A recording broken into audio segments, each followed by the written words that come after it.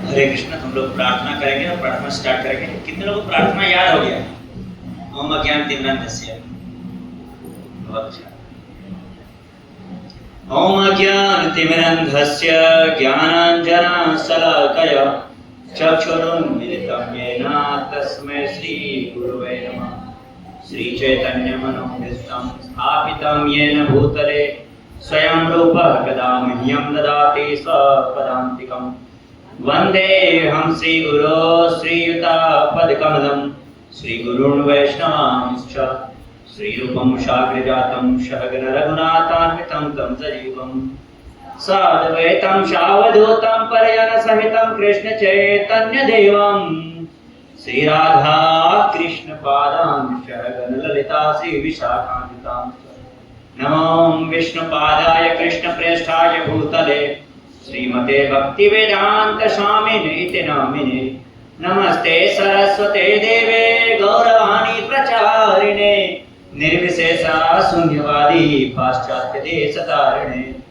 नमो महावदन्याय कृष्ण प्रेम प्रदायते कृष्णाय कृष्ण चैतन्य नामिने गौरतिसे नमः।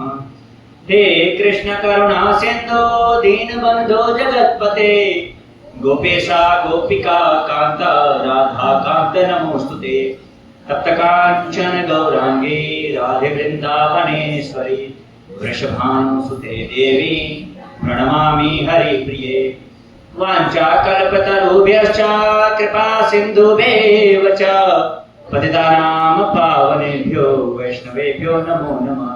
जय श्री कृष्ण चैतन्य प्रभु नित्यानंद श्री अद्वैत गदाधर श्रीवासादि गौर भक्तवृंद।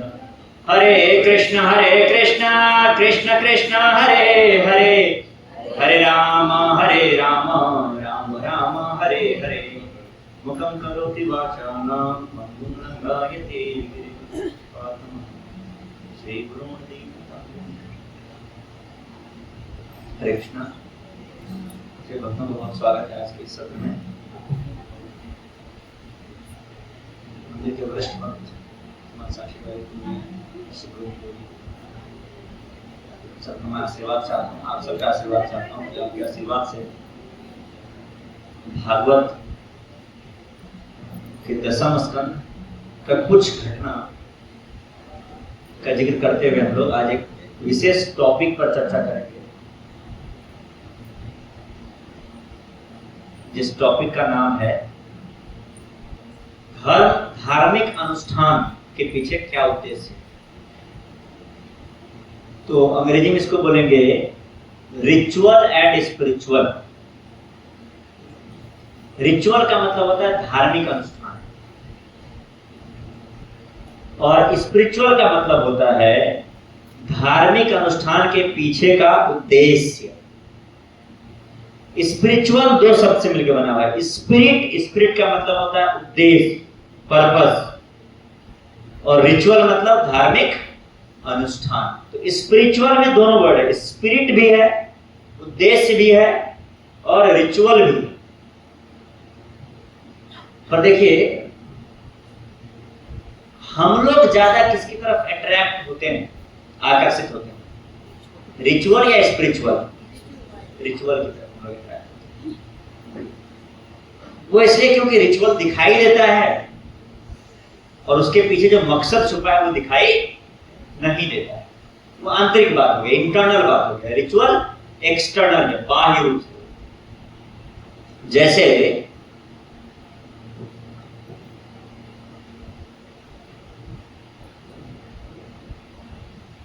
कोई व्यक्ति आपके घर में आता है, उसको प्यास न भी लगा दे तब भी आप उसको पानी देते हैं पीने के। तो पानी देने का क्या कारण हो सकता है? एक कारण हो सकता है कि भाई उसको बहुत प्यास लगी है, पानी नहीं देंगे तो मर जाएगा, इसलिए पानी देते हैं। एक हो सकता है प्यास लगे या न लगे, ये हमारा प्रेम उनके प्रति, हम उनके लिए कुछ सेवा करना चाहते हैं। दोनों कारण हो सकते हैं ना। तो आप किस कारण से लोगों को पानी देते हैं? सेवा करने के उद्देश्य के एक्चुअल में प्यास लगा होता है, पानी नहीं देंगे तो पता नहीं क्या होगा, बताइए। सेवा की। तो पानी देना एक रिचुअल है, उसके पीछे का उद्देश्य ये स्पिरिचुअल का होता है, उसके पीछे का स्पिरिट उसको स्पिरिचुअल बना देता है। जैसे आपने किसी को पानी दिया या खाना खिलाया और फिर बोल भी दिया हल्का सा, कह रहे जब मन तब आ जाते हैं, ये बिना खाए निकलते नहीं, तुमको कितना अच्छा लगेगा? अच्छा लगेगा? नहीं अच्छा लगेगा। क्यों? क्योंकि किसी भी व्यक्ति को रिचुअल पसंद नहीं आता। रिचुअल एक तरीका हो सकता है रिचुअल के पीछे स्पिरिट, भावना को बताने का। जैसे आप कोई व्यक्ति से बहुत प्रेम करते हो, कैसे बताएंगे? वो आपके घर में आया, आपको उसके प्रति प्रेम है, आप उनको सेवा कर रहे थे, कैसे करेंगे? मुख से सेवा करेंगे, अरे हमको आपसे बहुत प्रेम है, आपकी बहुत इज्जत करते हैं, बस खाना नहीं खिलाएंगे आपको। बोलना नहीं है लेकिन खिलाना भी नहीं है उसको। 5-6 घंटा साथ में बैठा हुआ है वो, आप सब बात किए जा रहे हैं, खाने को कुछ नहीं पूछ रहे, तो कैसा रहेगा उनको? वो भी अच्छा नहीं लगेगा। तो रिचुअल भी इंपॉर्टेंट है, खाना देना भी इंपॉर्टेंट है, लेकिन उससे भी ज्यादा इंपॉर्टेंट, 4-5 घंटा बाद में बैठा रहा, खाना नहीं दिया, वो चला गया, तब ज्यादा बुरा मानेगा। या खाना दे करके 2 बात भी सुना दिए, तब ज्यादा बुरा मानेगा। खाना दे के 2 बात सुना। रिचुअल नहीं करेंगे तब भी पर्सन खुश हो सकता है, प्रसन्न किया जा सकता है, लेकिन रिचुअल कर देंगे और गलत भावना से कर देंगे तब ये किसी पर्सन को खुशी नहीं होगा। भगवान का तो पूछना ही क्या। दुर्योधन के यहाँ 56 भोग बना था भगवान की। हमारे भगवान कहा जाते हैं सारग्राही, एक होता है भारग्राही। भारग्राही मतलब भार सन ज्यादा, उसको 50 पूरी खाना है शादी में, पूरी कैसा है उससे मतलब। तो भगवान भारग्राही नहीं, क्या करते हैं? सारग्राही। तो भगवान दुर्योधन के यहाँ जाते हैं, दुर्योधन के 56 भोग रहता है, लेकिन दुर्योधन के मन को भांप लेते हैं भगवान। तो भगवान बोलते हैं दुर्योधन मैं खा नहीं पाऊंगा, यहाँ पर मुझे निकलना पड़ेगा। तो दुर्योधन बोलते हैं भगवान क्यों नहीं खाएंगे? आप, आपको बुलाए हैं, आपके लिए 56 भोग बनाए हैं, क्या कारण है कि आप जा रहे हैं यहाँ से? तो भगवान है, भगवान का मन किया कि सच ही बोल देते हैं, इसको बुरा लगे अच्छा लगे। भगवान बोले देखो दुर्योधन 2 बात है, मैं क्लियरली बोल रहा हूँ।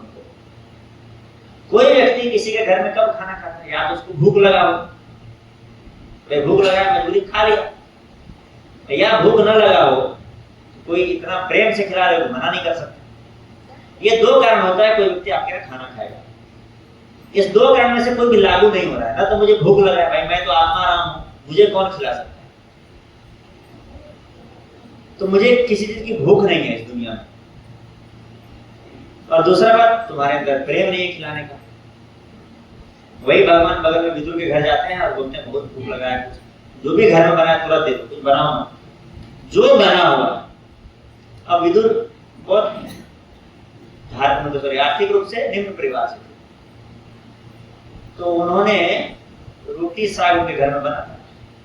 अब आज के डेट में बोलेंगे कि साग तो बड़ा ऑर्गेनिक फूड है, ग्रीन वेजिटेबल है, लोग बहुत इज्जत करते हैं साग, भाई साग खा। पर उस जमाने में साग की कोई वैल्यू नहीं होती, फ्री मिलता था हर जगह। आज भले इसकी वैल्यू, रोटी साग दी, भगवान को जल्दी लाओ, भगवान खाए घर में।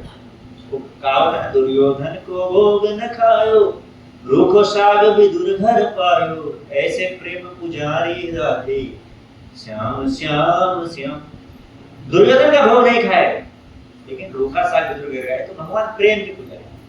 भगवान को भार नहीं चाहिए, 56 भोग नहीं चाहिए, क्या चाहिए? सार चाहिए। भगवान भोग नहीं खाते हैं। जिस उद्देश्य से, जिस भावना से भोग लगाया गया भगवान उसको ग्रहण करते हैं। भगवान गीता में बोलते हैं पत्रम पुष्पम फलम तेयम यो में भक्तिया प्रयच्छ। जब तुम भगवान को पत्ता चढ़ा दो, फूल चढ़ा दो, फूल कौन खाता है? आप बहुत भूखे हैं, किसी घर गए, फूल चढ़ा दिया, आपको माला पहना दिया, बोले माला से क्या होगा? खाना खिलाओ। तो भगवान बोलते हैं फूल चढ़ा दो, कोई बात नहीं, पत्ता। भगवान ऐसा चीज बोलते हैं जिसके लिए आपको पैसे की जरूरत नहीं है। पत्ता तो किधर से भी तोड़ सकते हैं, तुलसी का पत्ता तोड़ लीजिए।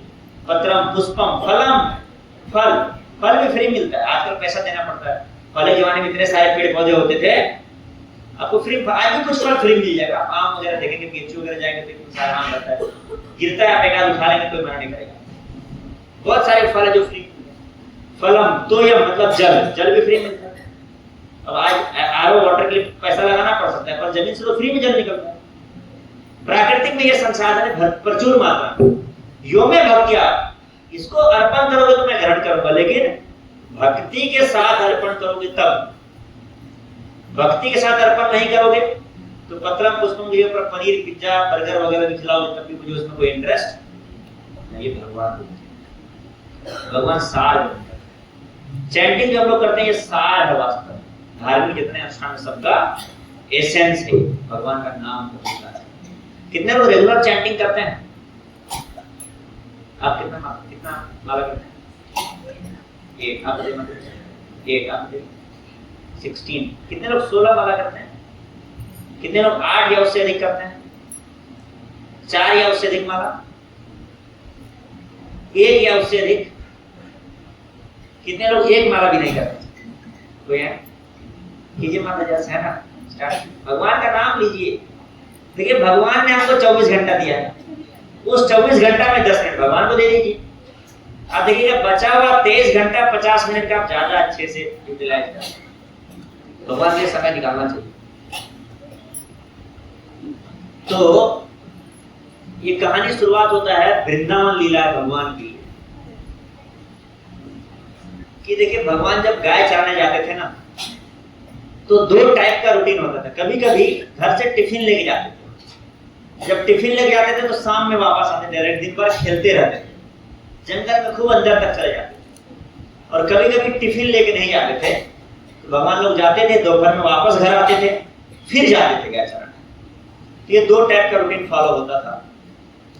एक बार भगवान लोग टिफिन लेके गए नहीं, पर दोस्त थे, छोटे बच्चे थे, मजाक में जंगल के अंदर तक चले गए।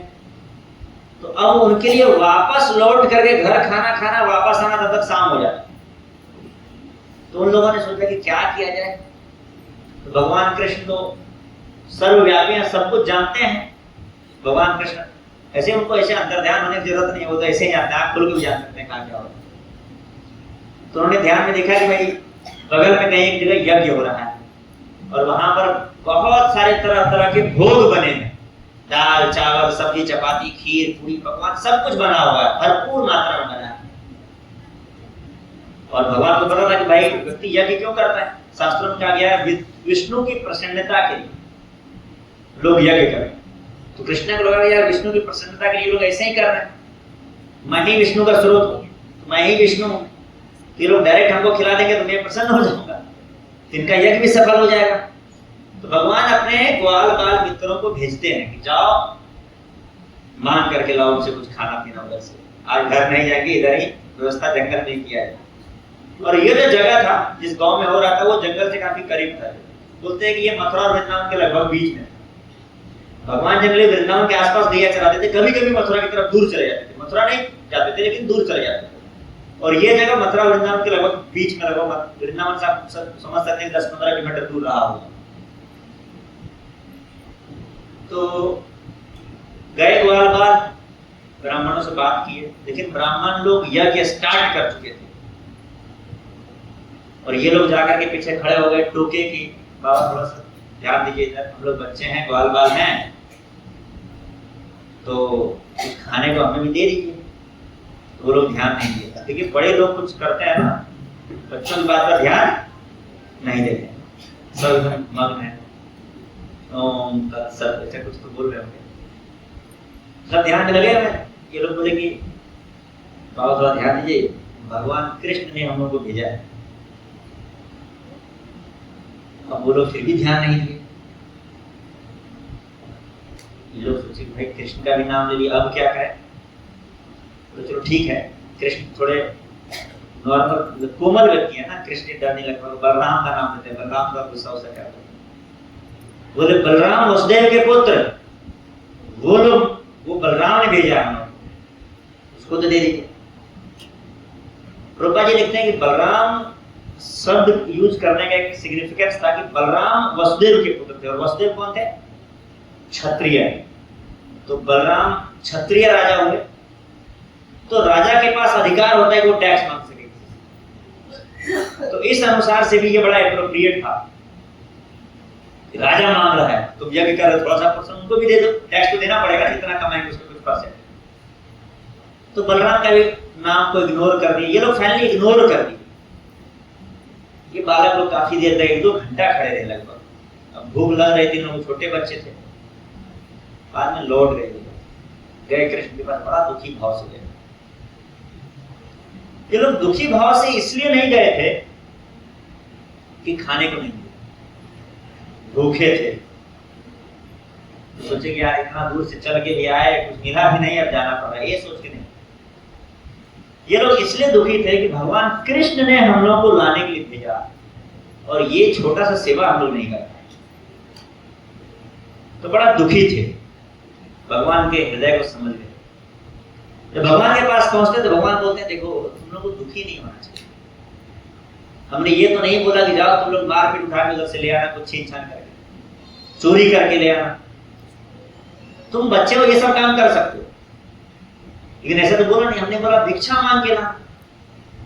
तो भिक्षा मांगने का एक नेचर है ना कि कोई व्यक्ति दे सकता है, कोई नहीं दे सकता है। आप भिक्षा मतलब डिमांड नहीं कर सकते। एक व्यक्ति एक रास्ते पर जाता था, वहां पर एक भिखारी को 10 रुपए देता था डेली। एक बार लॉकडाउन लग गया, फिर भी उसी रास्ते जाता रहता था। वो सोचा कि यार लॉकडाउन हमारी इनकम कम हो गई है, तो हम इसको भी देना कम कर। तो उसने 5 रुपए दिया। भिखारी ने पूछा कि भाई आज 5 रुपए क्यों, आप तो 10 देते हैं। तो बोला कि अरे बहुत महंगा हो गया है, सैलरी कम हो गया है, घर में दिक्कत है। तो बोला कि मतलब हमारे पैसे ही सारा ऐसा करना है आपको। तो व्यक्ति अधिकार समझ लेते, 10 तो हमको मिलना ही चाहिए। तो भगवान बोले ऐसा नहीं होता है। भिक्षा कोई मांग रहे हो, जिसकी जो इच्छा देगा, नहीं इच्छा है नहीं देगा। और ये नेचर है भिक्षा करने का, कभी कोई देगा कभी कोई नहीं देगा। इसमें दुखी तुमको नहीं होना चाहिए। तो यहां पर देखिए, जो ब्राह्मण लोग यज्ञ कर रहे थे, यज्ञ एक अनुष्ठान है, पर यज्ञ के पीछे एक मकसद होता है। यज्ञ है एक रिचुअल। रिचुअल को हिंदी में धार्मिक अनुष्ठान या कर्म कांड भी बोलते हैं। पर यज्ञ के पीछे का उद्देश्य होता है भगवान विष्णु को प्रसन्न करना। तो भगवान विष्णु के ही एक रूप कृष्ण खुद खाना मांग रहे हैं और ये लोग यज्ञ कर रहे हैं। अच्छा, यज्ञ से भगवान विष्णु कैसे प्रसन्न होते हैं, उसका भी एक कारण है। जितने भी देवी देवता हमारे ऊपर हैं, उसमें सबसे ज्यादा कॉन्टेक्टेबल, मतलब जिसका नंबर कभी भी लगाएंगे तो फोन लग जाएगा। ऐसा होता है ना, कुछ व्यक्ति फोन पकड़ के बैठे रहते हैं, किसी का फोन आया मिस नहीं करते। तो जिसका नंबर कभी भी लगाएंगे लग जाएगा, वो है अग्निदेव। अग्निदेव को कोई भी व्यक्ति उससे जुड़ सकता है। अग्नि है ना, आसानी से अग्नि उपलब्ध, अग्निदेव का ही रूप है वो। तो अग्निदेव को सबसे आसानी से हम लोग अप्रोच कर सकते हैं, पहुंच सकते हैं। और सबसे जो ऊपर है वो है विष्णु। विष्णु तक डायरेक्ट पहुंचना बहुत मुश्किल है, क्योंकि सबसे ऊपर है। तो विष्णु तक पहुंचने के लिए हम लोग अग्निदेव का सहारा लेते हैं। यज्ञ में जब हम लोग अग्नि में आहुति डालते हैं, तो वो भोजन वास्तव में किसके लिए होता है? भगवान विष्णु के लिए। पर विष्णु तक पहुंचना मुश्किल है, तो अग्निदेव को बोलते हैं भगवान, हे देवता, हम आप तक पहुंच गए, आप उन तक पहुंचा दीजिए। तो इससे क्या होगा? हमारा भी फायदा होगा, आपका भी फायदा होगा। जैसे कोई व्यक्ति है, उसके एक व्यक्ति बोल रहा है कि हमारे घर में ना अमरूद का पेड़ है और इतना अमरूद फलता है, हम तो खा ही नहीं पाते, सब सड़ जाता है, आता है जाता तो सड़ जाता है, गिर जाता है। तो साधु एक बोले उनको कि आप तो भगवान से चोरी कर रहे हो। बोला, अरे चोरी कहाँ कर रहे, हमारा खुद का पेड़ है, वो अमरूद दे रहा है, चोरी इसमें क्या हो? उसने बोला, देखिए अमरूद आपके लिए अमरूद नहीं दे रहा है, अमरूद को आपने जन्म दिया क्या? आपने तो एक बीज को जमीन में डाल दिया होगा। वो बीज को उर्वरा शक्ति कहां से मिली? धरती से। धरती किसने बनाया? भगवान ने बनाया। उस बीज को पेड़ के रूप में आने के लिए शक्ति किसने दिया? भगवान ने दिया। तो वो पेड़ किसके लिए फल बना रहा है? भगवान के लिए बना रहा है। लेकिन उस पेड़ के अंदर इतनी शक्ति नहीं कि वो खुद भगवान को चढ़ा सके, और आप चढ़ा नहीं रहे, आप खुद खाते हैं, जो बच जाता है सड़ जाता है। तो पेड़ बेचारा असहाय है, इसलिए आपको उस पेड़ का मालिक बना दिया गया, आपके घर में वो पेड़ लग गया। तो आपकी जिम्मेदारी है ना उस फल को कहां तक पहुंचाना? भगवान की सेवा तक पहुंचाना। वो मान गया इस बात, हाँ सही सही बताया। तो अग्निदेव हम नहीं पहुंच सकते, लेकिन अग्निदेव को भगवान ने देवता बनाया है ना। देवता मतलब वो भगवान को ज्यादा आसानी से विष्णु तक पहुंच सकते हैं। तो उसमें देखिए, अगर पेड़ फल देता है, कोई व्यक्ति उसको भगवान को चढ़ा देता है, तो किसका किसका फायदा है इसमें? पेड़ का फायदा है, पेड़ को अगला जन्म मानव में मिल जाएगा क्योंकि वो भगवान की सेवा कर रहा है। जो व्यक्ति उस फल को भगवान तक पहुंचा दे रहा है, उसको बेटर डेस्टिनेशन मिल जाएगा, उसको भगवान का भक्ति मिल जाएगा। और अगर वो पूरा अमरूद अपने नहीं खा सकता है, तो भगवान को चढ़ा के वितरण कर दे, जो जो वो अमरूद खाएगा सबको फायदा होगा, है ना। तो वैसे ही हम भोग बनाए, अग्निदेव को ऑफर किया, अग्निदेव विष्णु तक पहुंचा दिए, तो हमें भी फायदा है, अग्निदेव को भी फायदा। भगवान विष्णु प्रसन्न होंगे तो शरीर पे धन धान्य ज्यादा होगा, आम जनता सब लोग प्रसन्न होंगे, शरीर धरती से ज्यादा उर्वरा शक्ति निकलेगी, ज्यादा पेड़ पौधे निकलेंगे, ज्यादा फसल उगाया जा सकेगा। तो यज्ञ क्या उद्देश्य है? विष्णु को प्रसन्न करना। विष्णु डायरेक्ट मांग रहे हैं खाना, तो डायरेक्ट देना चाहिए कि नहीं देना चाहिए? क्या दिक्कत है देने? लेकिन उन व्यक्तियों ने जो यज्ञ कर रहे थे, उन्होंने डायरेक्ट देना उचित नहीं था। क्यों नहीं समझा? देखिए इसके पीछे एक रीजन यह है कि समय के साथ हम अपने आप को वैसा ही ढाल लेते हैं जैसा दुनिया हमसे एक्सपेक्ट करते हैं। हमको लगता है कि हमारे सारे मित्र तो चाय पीते ही हैं, कहीं मैं जाता हूं सब बोलते हैं चाय पियो जिद करते हैं, मैं नहीं पीऊंगा तो सबसे कट जाऊंगा। तो सबको प्रसन्न रखने के लिए हम पी लेते। या कोई व्यक्ति नशा कर रहा है, सबको प्रसन्न करने के लिए कर लेते। कोई मांसाहार कर रहा है, खुद इच्छा है नहीं करने की, या इच्छा भी है तो कम से कम जान रहा है भाई नशा नहीं करना चाहिए, फिर भी प्रेशर में कर रहा था क्योंकि दुनिया एक्सपेक्ट करता है, सब लोग कर रहे हैं, मैं कैसे पीछे छूट जाऊं। तो हम अपने आप को वैसा ही ढाल लेते हैं जैसा दुनिया हमको चाहती है। मार्केट में ऐसा डिमांड है, इस टाइप का पर्सनालिटी से हम दोस्ती करेंगे, इस टाइप के व्यक्ति से हम रिश्ता रखेंगे, हम अपने आप को भी उस डिमांड को फुलफिल करने के लिए वैसा ही बना लेते हैं। तो जितने भी साधु महात्मा थे पुराने जमाने में, जब कोई गृहस्थ उनको अपने घर में बुलाते थे यज्ञ करने के लिए, तो गृहस्थ भी जो व्यक्ति यज्ञ करवाता था, राजा हो या गृहस्थ हो, वो भी इस बात का ज्यादा ध्यान नहीं रखता था कि यज्ञ में क्या मंत्र पढ़ा जा रहा है, उसके पीछे क्या उद्देश्य है। वो भी इसी बात का ज्यादा ध्यान रखता था भाई आहुति सही से पड़ रही है कि नहीं पड़ रही है, यज्ञ कुंड कितना बड़ा बना है, घी कितना केजी पड़ा है उसमें। जो अनुष्ठान था, जो रिचुअल था, उस पर लोग ज्यादा ध्यान देते थे क्योंकि वो दिखाई देता है,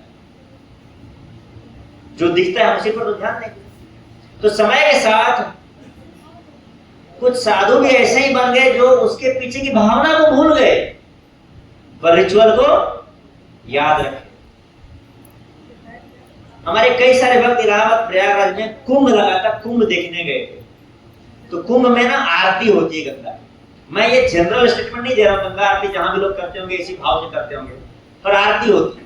और वहां पर विशेषकर जो बहुत कलाकार लोग होते हैं ना, जो एकदम घुमा सके ऐसे कि आदमी देखने वाला मंत्रमुग्ध रह जाएगा, वैसे लोगों को आरती करने के लिए बुलाया जाता है। तो एकदम इतने मतलब सुंदर ढंग से आरती कर रहे थे, लोग देख करके मंत्रमुग्ध थे। फिर आरती खत्म हुआ, वो आरती का जो होता है ना, वो उसमें चलता रहता है वो, फिर वो लेकर के वो जा रहे थे, साथ में बीड़ी निकाले और उसी में बीड़ी सुलगाए तो पिए। ये है परफेक्ट एग्जाम्पल किसका? रिचुअल। उनको इस बात से कोई मतलब नहीं कि ये जो वस्तु है जिसमें घी का लैंप रखा गया, घी का वो विक्स रखा गया है, दिया रखा गया है, उसका क्या मकसद है, क्यों भगवान को घुमाया जा रहा था। उसको सिर्फ एक बात से मतलब है कि हमारे घुमाने में जो कलाकृति आया है उस कला में कोई कमी नहीं होना चाहिए, क्योंकि लोग भी तो वही देखने जा रहे हैं। कितना अच्छा से घुमा रहे हैं बाबा जी। लोगों को इससे मतलब, इसलिए उन लोगों ने भी लोगों के डिमांड को फुलफिल करने के लिए अपने आप को भी वैसे ही ढाल लिया। रिचुअल, उसके पीछे का स्पिरिट ही गायब हो गया। एक बार एक लड़की की शादी हुई, वो ससुराल गई तो देखा उसकी सास ने एक बिल्ली को पकड़ा, उसको ढक दिया और तब सबको खाना परोस दिया। फिर अगले दिन देखा उसकी सास ने बिल्ली पकड़ा, बिल्ली को एक बर्तन से ढक दिया, ढकिया बोलते हैं उसको गाँव, उससे ढक दिया और फिर सबको खाना परोस दिया। ऐसे देखते देखते ऐसे ही उसका जीवन चलता रहा। एक दिन उसकी सास काफी बूढ़ी हो चुकी थी, वो भी वैसा ही करने लगी, बिल्ली पकड़ती थी, उसको ढक देती थी और फिर सबको खाना खिलाती थी। एक दिन क्या हुआ, सारे गेस्ट आए हैं, खाना बना हुआ, बिल्ली नहीं मिल रहा। अब इन्होंने अपने बाल बच्चों को सबको बाहर भेजा, जाओ बिल्ली पकड़ के लाओ कहीं से। बिल्ली पकड़े ढके तब तो खाना खिलाए। उसके हस्बैंड बाहर से जवाब दे रहे, खाना बना क्या? वो बोले हाँ बस थोड़ा लेट है। उनको भी लग रहा भाई इतना क्या लेट है, मैं तो देखा था बनने ही वाला था। वो अंदर आए, इसने समझाया करी चुपी चुपी बोलिए मत, बिल्ली नहीं मिल रही है। ये भी शांत हो गया, चलो भाई बिल्ली नहीं मिल रही है। गेस्ट लोग का भूख से हालत खराब था। उसने किसी ने पूछा कि जो बना है वही खिला दीजिए भाभी जी, अब क्यों इतना लेट करा रहे हैं। फिर इन्होंने बताया देखिए ऐसा बात है, बिल्ली नहीं मिल रही है। उन्होंने बोला बिल्ली नहीं मिल रही है, बिल्ली का क्या कनेक्शन है? बोले हमारे घर का परंपरा है कि पहले बिल्ली को पकड़ के ढकते हैं और उसके बाद किसी को खाना खिलाते हैं। बोले ये परंपरा ये किधर से आया? बोले आया हुआ कहीं शास्त्र वास्त्र में लिखा होगा, हमारी सास करती थी हम भी करते हैं। तब तक उससे अब बूढ़ी हो चुकी थी, संजोग से वो दुनिया को छोड़ी नहीं थी। बोले एक बार पूछा जाए उससे कि बिल्ली उसे क्यों डरती थी, तो उनसे पूछा कि तो वो बताइए देखिए इस टाइम में मैं मेरी शादी होकर के आई थी ना, तो एक बिल्ली बड़ा परेशान करता था। जब खाना दे के मैं सबको परोसने लगती थी तो वो किचन में घुस के सारा खाना तहस नहस कर देता था। तो मैं बिल्ली को पहले पकड़ के ढक देती थी तब खाना खिलाती थी। लेकिन बाद में क्या हो गया, वो रिचुअल बन गया। क्यों बिल्ली ढका जा रहा है इससे मतलब नहीं, उसका मकसद लोग भूल जाते हैं, रिचुअल को याद रख लेते हैं। ऐसे ही आप धर्म में देखेंगे, हमारे मतलब हिंदू धर्म में भी देखेंगे लोग रिचुअल को याद रखते हैं। एक भक्त अपने किसी रिश्तेदार के शादी में गए, शादी में मंत्र पढ़ा जाता है। अब देखिए मंत्र जो होते हैं ना, शादी में कुछ मंत्र पढ़े जाते हैं, कुछ मंत्र किसी के जन्मदिन में पढ़ा जाता है, कुछ मंत्र किसी के मैयत में पढ़ा जाता है, श्राद्ध में। अब मंत्र में बहुत डिफरेंस नहीं होता है, पर कौन से कर्म कांड में कौन सा मंत्र पढ़ा जाएगा ये है बड़ा क्लियरली लिखा हुआ शास्त्रों में। जैसे एक सीधा सिंपल सोचिए कि आप भक्त हैं, आपको पता है कि हम भगवान से प्रार्थना कर सकते हैं किसी के लिए। आप किसी के शादी में गए, क्या प्रार्थना करेंगे? कोई एक भक्त बताइए क्या प्रार्थना करेंगे आप उसकी शादी में? हाँ, भगवान की जिंदगी खुशहाल हो, ये जहां भी रहे खुश रहे, इनका भला हो। कोई व्यक्ति मर गया है, उसके लिए क्या प्रार्थना करेंगे? भगवान ये जहां भी रहे खुश रहे, इनका भला, यही प्रार्थना करेंगे ना। मोटा मोटा तौर पर सब कुछ सेम है, थोड़ा बहुत अंतर हो सकता है शब्दों के बोलचाल। वैसे श्लोक भी होते हैं कि मोटा मोटा बहुत सारे श्लोक का एसेंस सेम रहता है, भगवान विष्णु को प्रार्थना करते हैं, पर कौन सा श्लोक मैयत में पढ़ना है, कौन सा शादी में पढ़ना है, ये है अलग अलग। पर कई बार पंडित जी को भी नहीं पता होता। तो एक भक्त वो सुन रहे हैं, वो एकाएक सुन रहे हैं, सारा मंत्र पढ़ा जा रहा है। वो बोले पंडित जी को रोको रोको रोको, ये जो आप सीरीज स्टार्ट कर दिए पिछले 4-5 मंत्रों से, ये तो मैयत में पढ़ा जाने वाला मंत्र है, इसको ये शादी में पढ़ा जा रहा है। तो आसपास के जो लोग थे वो बोले अरे चुप चुप, जो चल रहा है चलने दो, सुबह 4 बजे विदाई करनी है, डिले नहीं होना चाहिए। उनको भी मतलब नहीं, उनका मतलब है भाई कोई आए, कुछ मंत्र पढ़े और शादी हो जाए, बस शादी हो जाए। रिचुअल लोगों को भी उसके पीछे का भावना क्या है, मंत्र क्यों पढ़ा जा रहा है, इससे कुछ खास मतलब नहीं है, तो लोग भी अपने आप को वैसे ही ढाल लिए। सही उच्चारण हो रहा है नहीं हो रहा है। हमारे घर में यज्ञ हो रहा था, तो पंडित जी एक बार मंत्र पढ़े और मैं उच्चारण करके आहुति डाला, तो 1-2 बार पढ़े, हमको मंत्र याद हो गया। तो पंडित जी हमें बोलते हैं कि अब तुम चलाते रहो, मतलब अब पंडित जी बोलना बंद कर दी, वो अपना कुछ गुनगुना रहा है, गाना वाना गा रहा है, और मुझे बोल रहे तुम मंत्र पढ़ो, आहुति देते रहो। गलती उनकी नहीं है, समाज ने उनसे वैसे ही एक्सपेक्ट किया, वो वैसे ही अपने आप को ढाल लिया, क्योंकि सबको रिचुअल दिखाई देता है, स्पिरिचुअल, उसके पीछे क्या स्पिरिट है ये लोग नहीं समझ पाते। पर इसके बड़ा घाटे हैं स्पिरिट को अगर हम नहीं समझेंगे। पहली बात तो भगवान को प्रसन्न नहीं करना है।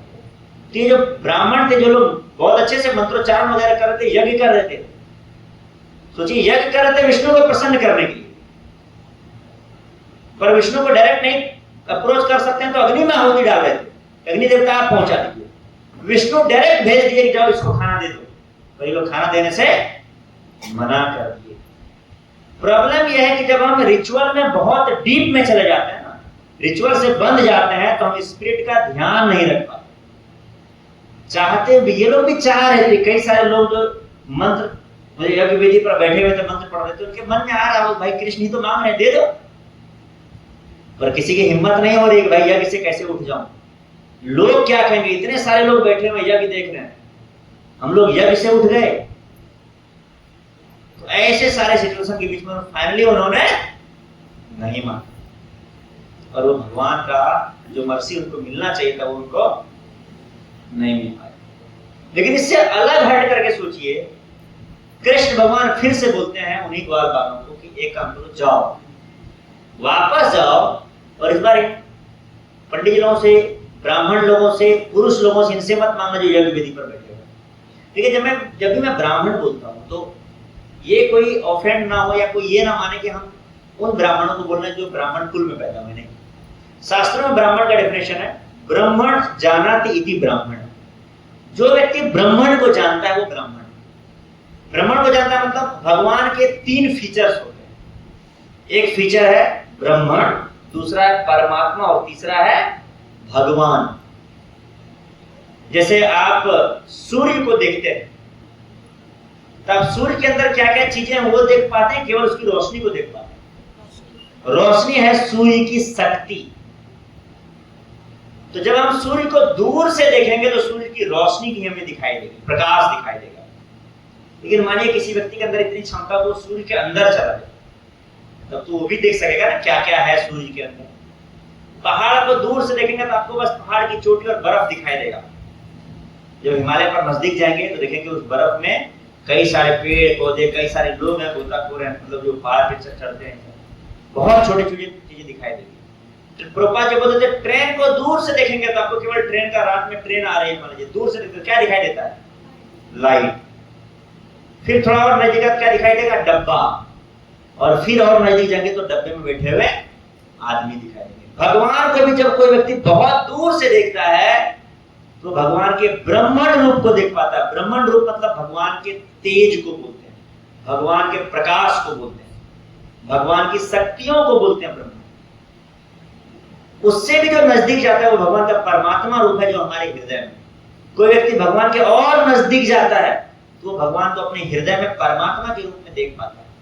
कोई व्यक्ति भगवान के और भी नजदीक चला गया तो वो व्यक्ति भगवान को भगवान मतलब भगवान के असली रूप में, जो भगवान का त्रिभंग रूप है, श्याम त्रिभंग, श्याम वाला जो रूप है वृंदावन में, भगवान का रामचंद्र जी का जो रूप है साकेत धाम में, भगवान का नारायण रूप जो है वैकुंठ धाम में, उस रूप को वास्तव में देख पाते हैं। यहाँ जब मैं ब्राह्मण बोलता हूँ तो ये ऐसे लोग हैं जो भगवान के ब्राह्मण फीचर को जानते हैं। हो सकता है उसके आगे भी जानते हो, पर कम से कम उस वो लेवल है कि भगवान के ब्राह्मण फीचर को वो समझते हैं, भगवान की शक्तियों को जानते हैं। तो ब्रह्म जानते थे ब्राह्मण। तो कृष्ण बोलते हैं कि इस बार जाओ और जो ब्राह्मण यज्ञ कर रहे हैं उनसे मत पूछना, जाओ।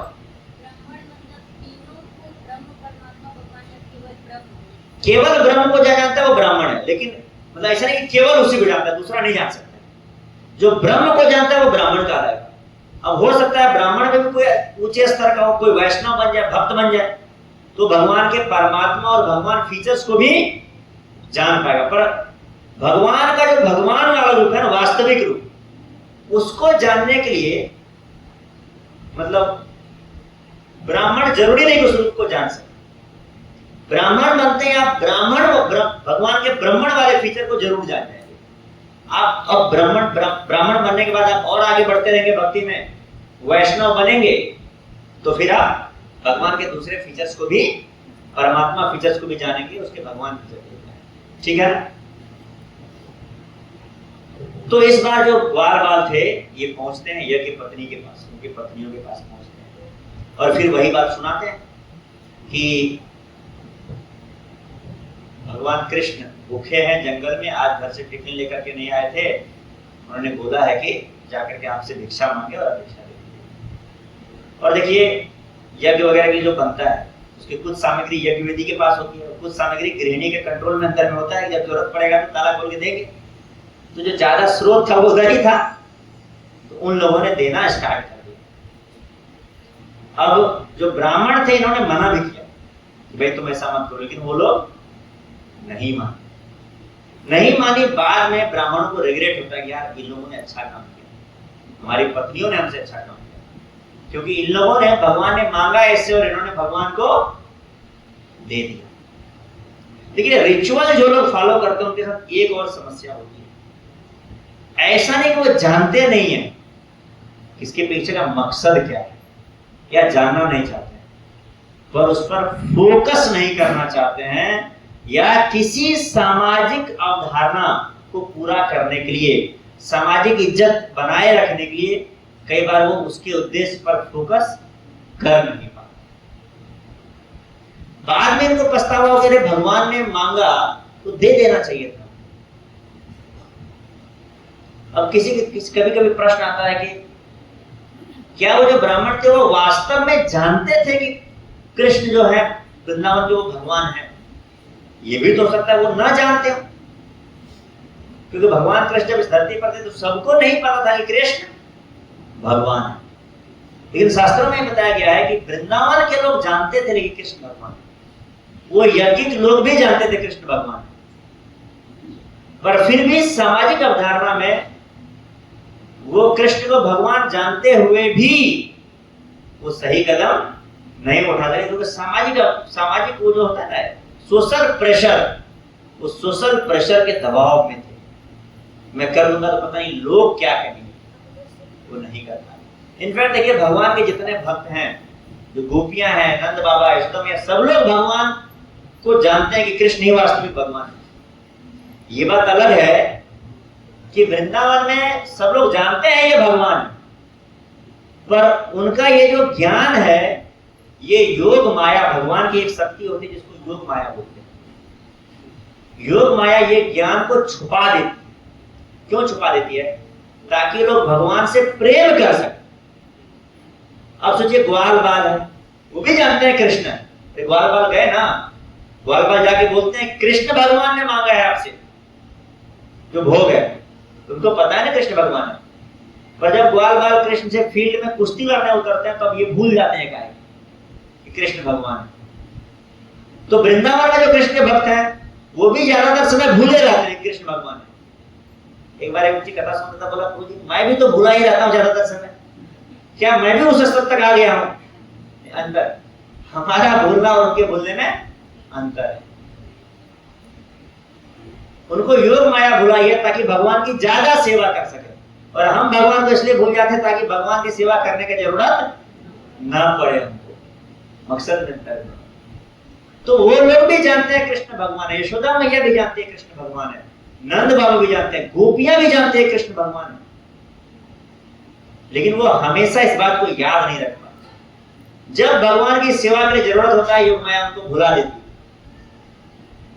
अब ग्वाल वाला कृष्ण जब खेलते हैं, कोई कृष्ण को पटक देता है। अब किसी को पता हो, जैसे मान लीजिए प्राइम मिनिस्टर बैटिंग करने चला गया और इंडिया का जो बेस्ट बॉलर उसको बोला बॉल करो, तो क्या लग रहा है वो आउट करेगा या अच्छा बॉल देगा ताकि वो मार सके?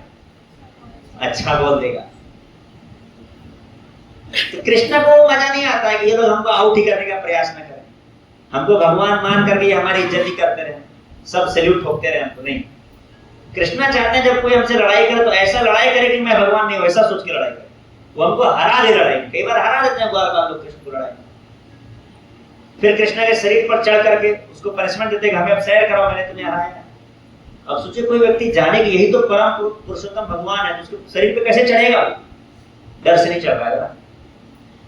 तो योग माया भुला देती है ताकि भगवान की सेवा, तो उनका उद्देश्य क्या है? वो क्यों भूलने को राजी हो जाते हैं? क्यों वो अपने आप को योग माया के कंट्रोल में रख दिए? ताकि भगवान की सेवा हो सके। उनका भूलना भी भगवान की सेवा के लिए, और उनके मेमोरी में हमेशा रहता है कि ये भगवान है। जब जरूरत पड़ती है वो याद आ जाता है। हमारे आचार्य बताते हैं इसको बड़े अच्छा उदाहरण से, तारे हैं ना, अभी तारा होगा कि नहीं आसमान बताइएगा? होगा, दिखाई नहीं दे रहा। क्यों दिखाई नहीं दे रहा? क्योंकि उससे ज्यादा चमकीला चीज सूर्य आसमान में आ गया। जैसे सूर्य हमसे उजल होगा तारा दिखने लगेगा। तो उनका जो प्रेम भक्ति है वृंदावन के डिवोटीज का, वो सूर्य समान है। और उनका जो ज्ञान है कि यही भगवान कृष्ण परम पुरुषोत्तम है, वो ज्ञान तारे के समान है।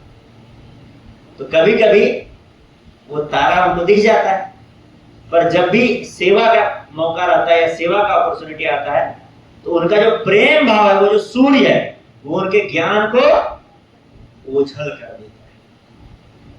ये भगवान की विशेषता है, उनके भक्तों की विशेषता है। तो रिचुअल मतलब बस कर्म करना, मतलब भगवान को आरती दिखाना एक रिचुअल, पर आरती के पीछे के मकसद को समझना यह है स्पिरिचुअल। कहानी में और आगे जाएंगे, अभी फिलहाल मैं आपको आरती के बारे में बताऊंगा। भगवान की आरती हम लोग क्यों करें? आपने देखा है मंदिर में आरती होते हुए? एक समय बोले कि आरती का मकसद क्या है, तो है तेरा तुझको अर्पण। हे भगवान, आपने जो भी हमें दिया है ना, हम आपको वही अर्पण कर रहे हैं, वापस कर रहे हैं। आरती में सबसे पहले आपने अगर कभी मंगल आरती देखा है तो भगवान को अगरबत्ती दिखाते हैं। क्यों दिखाते हैं अगरबत्ती? अगरबत्ती जो बनता है ना, वो धरती से बनता है, अर्थ को रिप्रेजेंट करता है। धरती से कुछ खनिज वगैरह निकालते हैं, उसी से बनता है अगरबत्ती। तो अगरबत्ती जो है वो धरती को रिप्रेजेंट करता है कि भगवान ने हमें धरती दिया, और धरती से ही तो सारा संसाधन आ रहा है ना।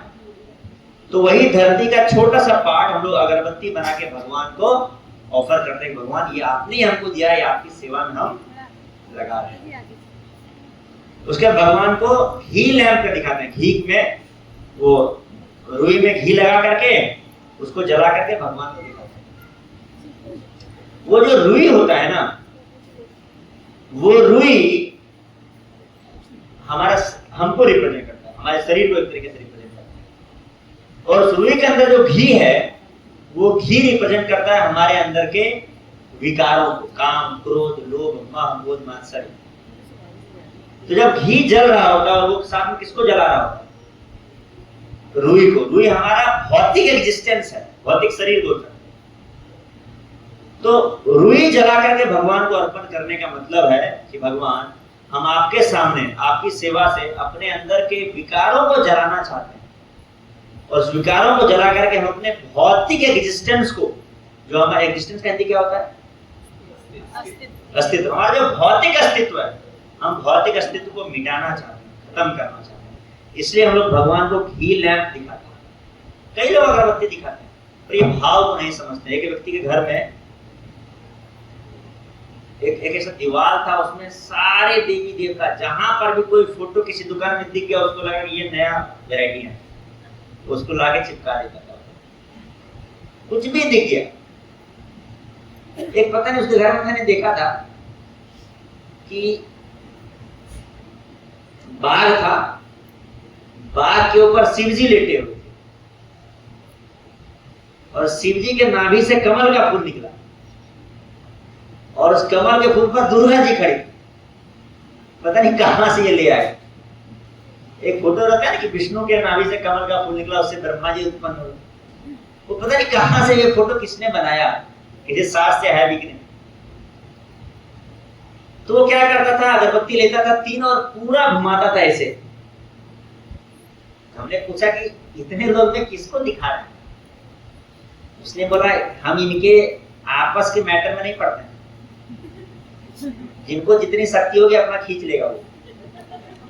हम दिखा दिए भाई अपनी ओर से, क्योंकि उनको पता नहीं है ना कौन वास्तव भगवान है, कौन देवी देवता है, किनकी पूजा करनी चाहिए। जैसे मुख है, अभी आपको खाना खाना है तो मुंह से खाएंगे या कान से खाएंगे? मुंह से खाएंगे ना।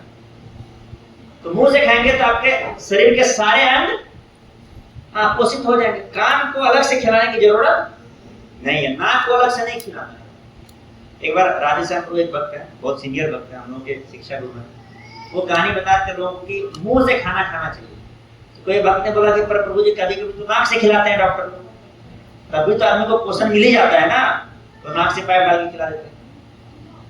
तो राधेश्याम प्रभु बेसिकली बता रहे थे कि मुंह से खिलाना मतलब विष्णु की पूजा करना, और नाक से कान से मतलब दूसरे देवी देवताओं की पूजा करना।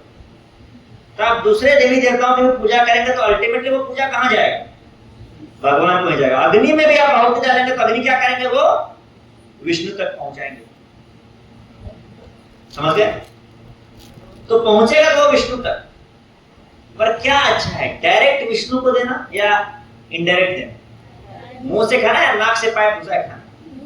तो बोला कि पर पोषण तो मिल जाता है ना, मान जाने घुसा खा लिया गलती से, पोषण तो मिला। नहीं, वो बीमारी के कंडीशन में होता है।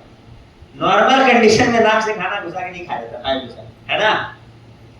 तो बीमारी के कंडीशन में, यानी कि अगर हम इनडायरेक्ट रूप से भगवान की सेवा कर रहे हैं तो ये आध्यात्मिक रूप से हम स्वस्थ नहीं, हम आध्यात्मिक रूप से अच्छे स्तर पर नहीं, हमको डायरेक्ट भगवान की सेवा करनी चाहिए। तो वो लोग भी, यदि ब्राह्मण ने भगवान के विष्णु को ही प्रसन्न करना चाहते, पर इनडायरेक्ट, भगवान डायरेक्ट आ गए, उसने क्या किया? मना कर दिया। ठीक है। तो हमारे भागवत में बताया गया है 10वें स्कंद में कि वृंदावन के सभी लोगों को पता होता है ये भगवान, इवन गोपियों को पता होता है। तो वो श्लोक आता है,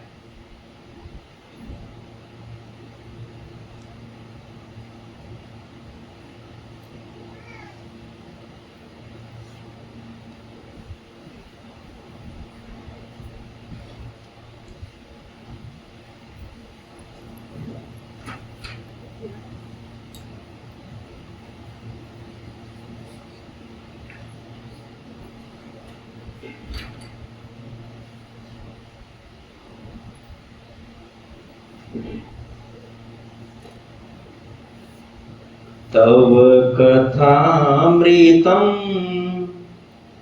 तप्त जीवनम् कविभिरीडितं कल्मषापहं श्रवणमङ्गलम् श्रीमदाततं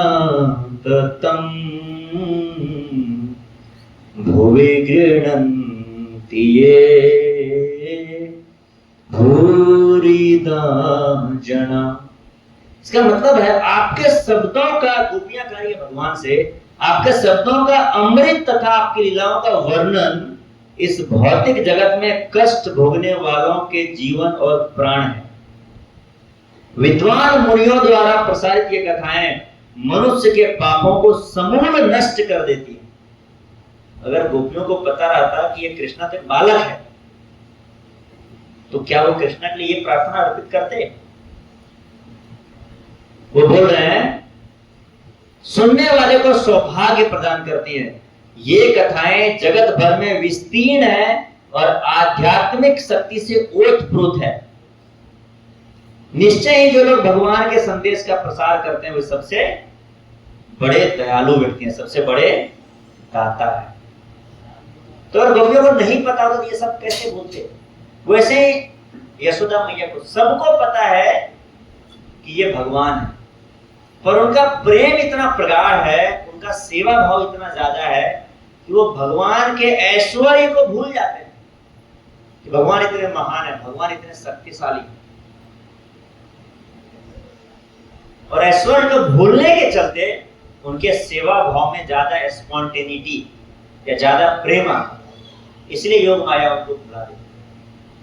पर हमको नहीं, हमारा भक्ति उच्च स्तर का नहीं है। प्रभुपाद जी बोलते थे हमारा भक्ति उस स्तर का नहीं है। हमको जो राधा कृष्ण की सेवा करना, ये हमेशा राधा कृष्ण को लक्ष्मी नारायण मानते हुए करना है। कृष्ण को एक राजा मानना है, लक्ष्मी को रानी मानना है, उसको माँ पिता के मान समान हमको उनकी प्रार्थना करनी है, पूजा करनी है। उसके पीछे जो भी काम करते हैं उसके पीछे का मकसद हमको पता होना चाहिए स्पिरिट पता होना चाहिए। स्पिरिट ज्यादा इंपॉर्टेंट है किससे? रिचुअल से। स्पिरिट ज्यादा इंपॉर्टेंट है मतलब ये नहीं कि रिचुअल इंपॉर्टेंट नहीं है। रिचुअल इंपॉर्टेंट नहीं का मतलब कि आप भगवान के पास पहुंच गए, आरती दिखाने का क्या मकसद है? कि भगवान ने जो धरती हमें दिया है उससे सारे संसाधन आते हैं, उसी का एक रूप छोटा सा भगवान को वापस करते हैं। अब आप मंदिर में पहुंच गए, है नहीं वो आपके पास अगरबत्ती, पर ऐसे ऐसे घुमा रहे हैं, तो एक दिन हो सकता है हम घुमा भी ले ये सोचते हुए कि हम अगरबत्ती भगवान को ऑफर कर रहे हैं, पर रोज ऐसे ऐसे घुमा पाएंगे क्या? अगरबत्ती सामने नहीं रहेगा। वो जो दिया होता है, हम दिया है नहीं पर हम लोग ऐसे जलाने की एक्टिंग कर रहे हैं, हमने दिया जलाया, भगवान को ऐसे ऑफर किया। क्या केवल चलो भगवान तो सार रहा है, और दिया जलाए ना जलाए मन में चल रहा है, मन में कितना दिन चला है?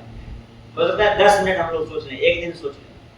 हाँ, जब हमारे पास संसाधन नहीं रहेगा तब हम मन से भी कुछ करेंगे ना, बिना रिचुअल के भी भगवान प्रसन्न हो जाएंगे। पर भगवान जब संसाधन दिए हैं तो रिचुअल भी इंपॉर्टेंट है। जैसे यूक्रेन में अभी युद्ध हुआ था, तो वहां पर कई भक्तों के घर में खाने पीने कुछ था नहीं, तो भक्तों के बच्चे क्या करते थे? पेंटिंग बनाते थे।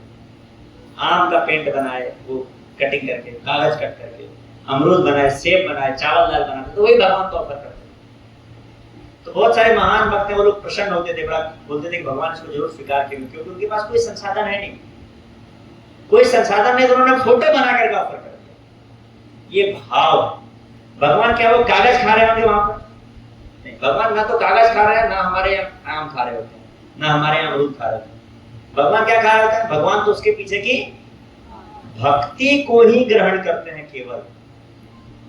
भगवान सार को ग्रहण करते हैं, लेकिन सार के साथ साथ कुछ भार भी रहे तो अच्छा, हमारे लिए भक्ति करना आसान हो जाता है। अगर हमको मौका मिले कि चलो, हमको प्रभुपाद जी ने बताया कि आप घर में उठिए, भगवान का नाम जपिए, भगवान के लिए भोग बनाइए, भगवान की सेवा कीजिए। अब घर भोग बनाने को है नहीं, कैसे सेवा करेंगे भगवान? मन में सोचते रहे कि भगवान आपकी सेवा करना चाहता हूँ, करना चाहता हूँ, करना चाहता हूँ, लेकिन भोग नहीं बना रहे, आलस लग रहा है। अरे वो तो ऐसे भी रिचुअल है, भोग लगाना, भोग बनाना। मेन तो भगवान भक्ति खाते हैं, भक्ति तो हमारे अंदर है ही, ऊपर के भरा हो, नहीं उससे भी नहीं हो। हम एक दिन सोच सकते हैं, 2 दिन सोच सकते हैं, पर रिचुअल का मदद हमको लेना होता है, क्योंकि हम आध्यात्म उस स्तर पर नहीं है कि केवल भावना से भगवान की सेवा कर सकते। पर ऐसे भक्त हैं जो भावना से भगवान की सेवा कर लेते हैं, ऐसे हो सकते हैं भक्त। हम आज उस स्टेज पर नहीं, और हमको सोचना ही नहीं चाहिए कि चलो क्या पता हम उस स्टेज पर आ गए, ऐसा डाउटफुल नहीं रहना चाहिए। तो हमको रिचुअल हमें मदद करता है ताकि हम भगवान की सेवा भावना के साथ कर सके, पर रिचुअल पर ही स्टिक नहीं करना चाहिए। तो भगवान को अगरबत्ती दिखाते हैं क्योंकि वो धरती का रूप है, घी लैंप दिखाते हैं। हम घी लैंप से क्या भगवान को दिखाते हैं? बताइए क्या घी लैंप मतलब? घी क्या है? हमारे विकार है मन के, और जो वो है रुई क्या है? हमारा भौतिक अस्तित्व।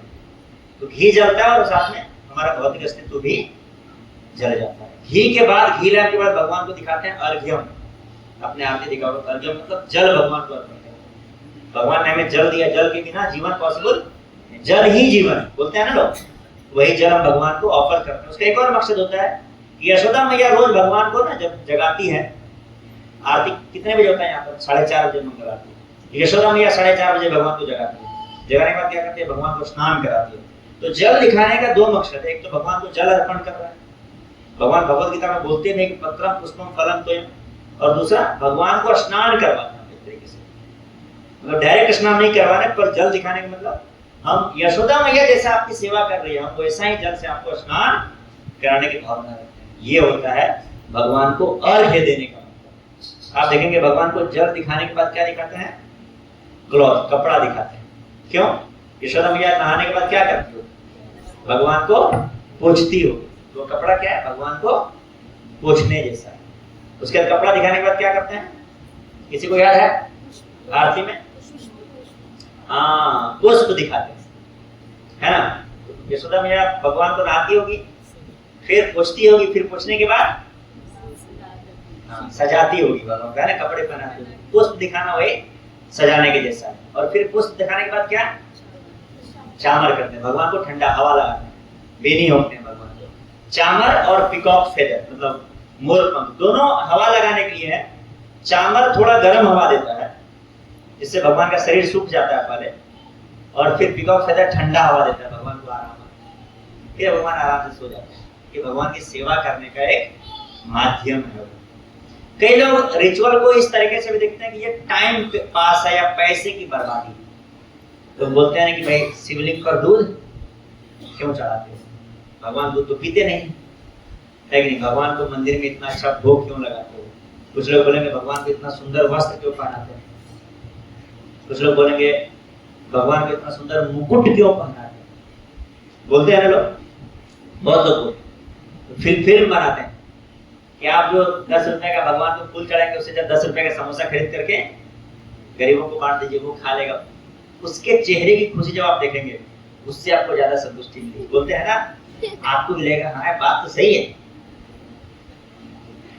लेकिन देखिए वो फिल्म वाले फिल्म बनाएंगे पर उस फिल्म के कमाई से 10 रुपए भी किसी को खिलाएंगे नहीं, वो दूसरे को ज्ञान देंगे कि आप करो, आप पहले 300 रुपया देके हमारा फिल्म का टिकट खरीदो।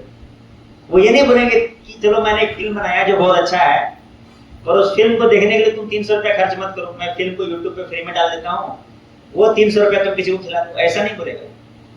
मंदिर में तुम 10 रुपए का फूल क्यों चढ़ा दो, क्यों बोलता है भगवान इसके पीछे बताते हैं कि हम सभी जीवों के अंदर ना भगवान के प्रति एक प्राकृतिक ईर्ष्या, हम सब के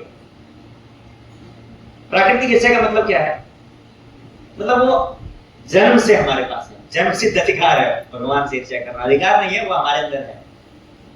बोलेंगे कोई तो होगा जिसके अंदर नहीं होगा, दुनिया में इतने लोग हैं, भारत में 1 करोड़ सॉरी 1 अरब 40 लाख लोग, कोई तो मिलेगा जिसके जन्म से ये ईर्ष्या नहीं, कोई नहीं। भौतिक संसार में उसी के चलते आदमी संसार में आया, जिसके पास नहीं है वो किधर है, वैकुंठ धाम उधर है, इधर आ नहीं रहे। हाँ कभी कभी ऐसा होता है कुछ जो साधु होते हैं, प्रभुपाद जी, इन लोगों के मन में नहीं, ये लोग भौतिक जगत के लोग नहीं, ये लोग आध्यात्मिक जगत के लोग हैं। कुछ समय के लिए इनको भौतिक जगत एम्बेसडर के रूप में भेजा गया, भगवान ने भेजा, जाओ कुछ लोगों को उधर से पकड़ के लेके आओ, भक्ति सिखाओ। तो हम सबके मन में ईर्ष्या होता है भगवान के प्रति, क्योंकि क्यों ईर्ष्या होता है, क्योंकि हम सब भगवान के अंश हैं, भगवान के अंश हैं। तो हमारे अंदर भी वो सारी भावनाएं थोड़ी बहुत होती है जो भगवान के अंदर है।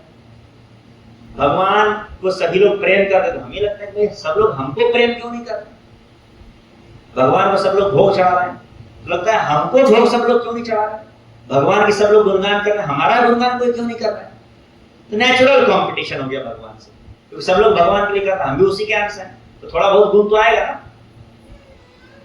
पर हमें समझना चाहिए कि वो भगवान है, हम किसी से प्रेजर का उम्मीद, सेवा का उम्मीद कंट्रोलरशिप की भावना से करते हैं।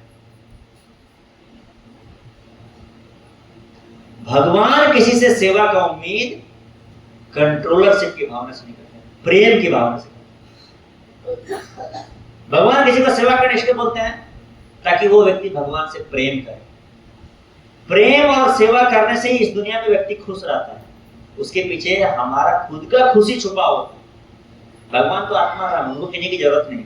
आप एक दुनिया इमेजिन कीजिए जहां पर आपके पास वो सारी सुख सुविधाएं हैं जो आप चाह रहे हैं। हम लोग क्या सुख सुविधा चाहते हैं?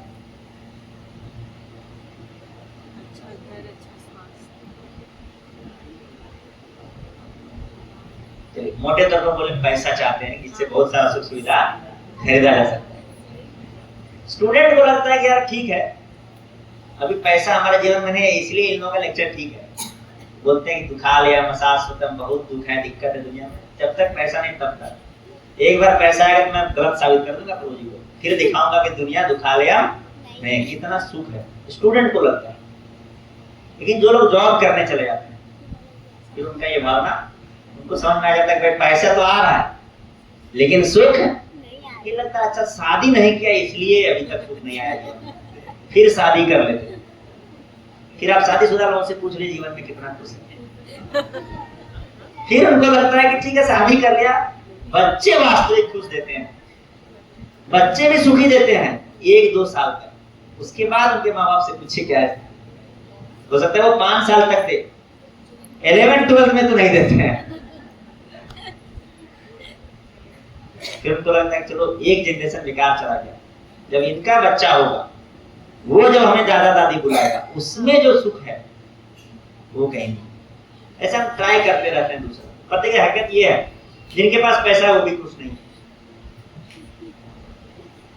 लोग इतनी मेहनत से नौकरी करते हैं और कंपनी में लोगों को क्या दिया जाता है, डेडलाइन। डेडलाइन मतलब एक लाइन है जिसको क्रॉस मत करना वरना डेड हो जाओगे। लाइफ लाइन नहीं देते, चलो एक लाइफ लाइन दे रहा हूं, क्या देते हैं, डेडलाइन। अभी जस्ट मैं कहानी सुनाया था, तो आपको सुनाया था। एक बिजनेसमैन थे, उनको तो फायदे से मतलब, उन्होंने सारे मतलब जैसे वो मुर्गी का फॉर्म था उनका, सारे मुर्गियों को बोला देखो आजकल फायदा कम हो रहा है, कल से सभी मुर्गियों को 10-10 अंडे देने हैं। जो नहीं दिया उसके लिए डेडलाइन है।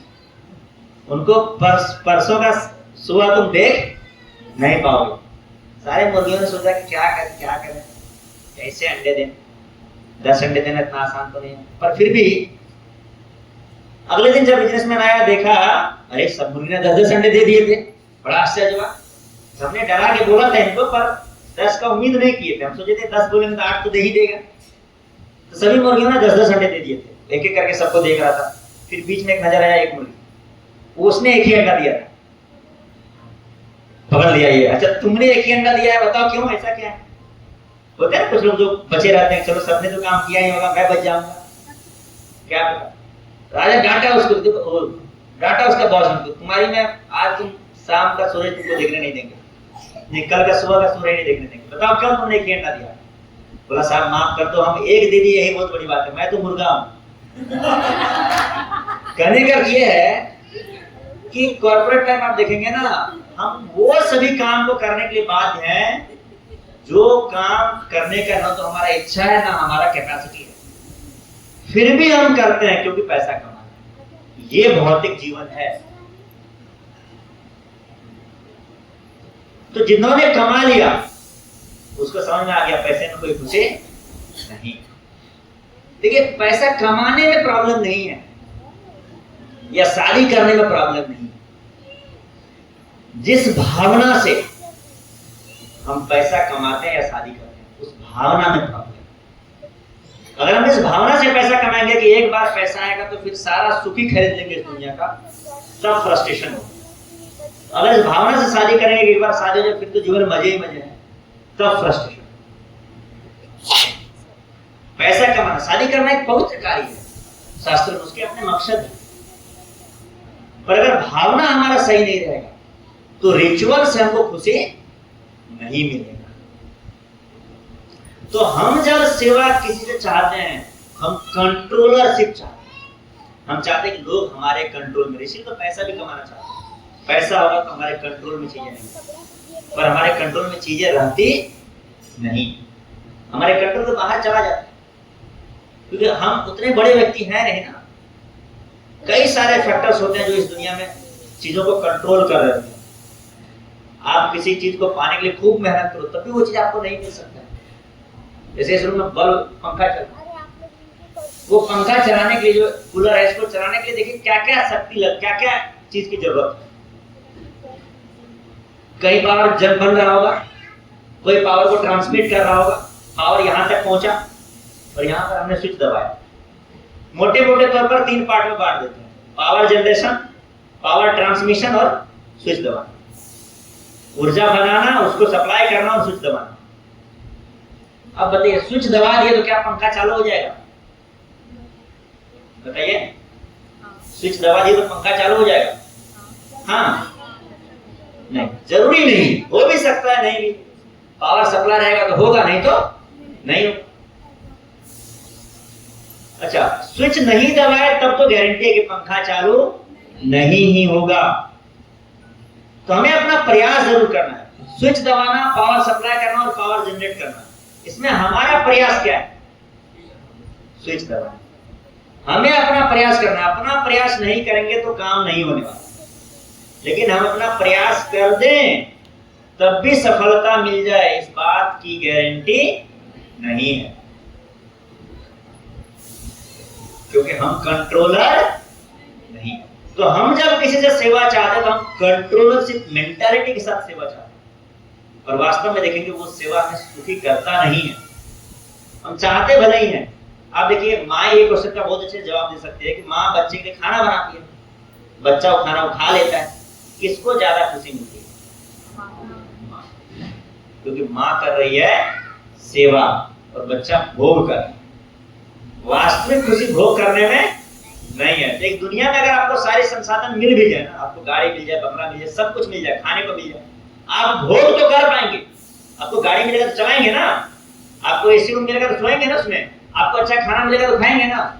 आपको एक ऐसा दुनिया मिल जाए जिसमें भोग की सारी वस्तुएं मिल जाए और कोई व्यक्ति ना हो वहां पर, क्या आप खुश होंगे? कितने लोग लगता है चलो आधा खुश तो हो ही जाएंगे, कम से कम अपना तो एंजॉय करेंगे।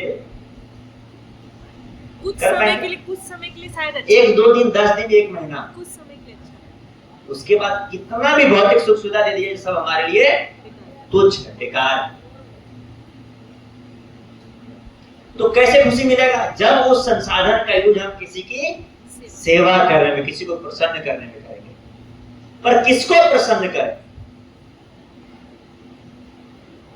भगवान को, किसको? कृष्णा को, कृष्णा। इस दुनिया में आप किसी भी व्यक्ति को प्रसन्न नहीं कर सकते। थोड़ा बहुत कर सकते हैं, जिससे आप प्रेम कर सकते हैं, उसको प्रसन्न करने का प्रयास कर सकते हैं, पर पूरा प्रसन्न नहीं कर सकते। पत्नी पति के लिए कुछ भी कर ले और पति पत्नी के लिए कुछ भी कर ले, दोनों एक दूसरे को पूरा प्रसन्न नहीं कर सकते। कुछ ना कुछ तो कमी रहेगी, थोड़ा बहुत झगड़ा होगा। एक व्यक्ति बड़ा सुखी संपन्न शादी जीवन व्यतीत कर रहा था। उसके मित्र ने पूछा क्या राज है? उसने बताया देखो हमने ना बड़ा सॉर्ट आउट कर लिया चीजें, आधा आधा सब हमने बांट लिया। आधा पत्नी डिसीजन लेती है, आधा मैं, आधा काम वो आधा काम मैं, ना मैं उसके काम में इधर करती हूँ, ना वो मेरे काम में। इसीलिए हम लोगों का जीवन बड़ा सॉर्टेड चल रहा है, सब आराम से चल रहा है। उसको थोड़ा और जिज्ञासा हुआ जानने का, क्या फिर ऐसा क्या, कैसे सॉर्टेड कर लिया तुमने? उसने पूछा और डिटेल में बताओ।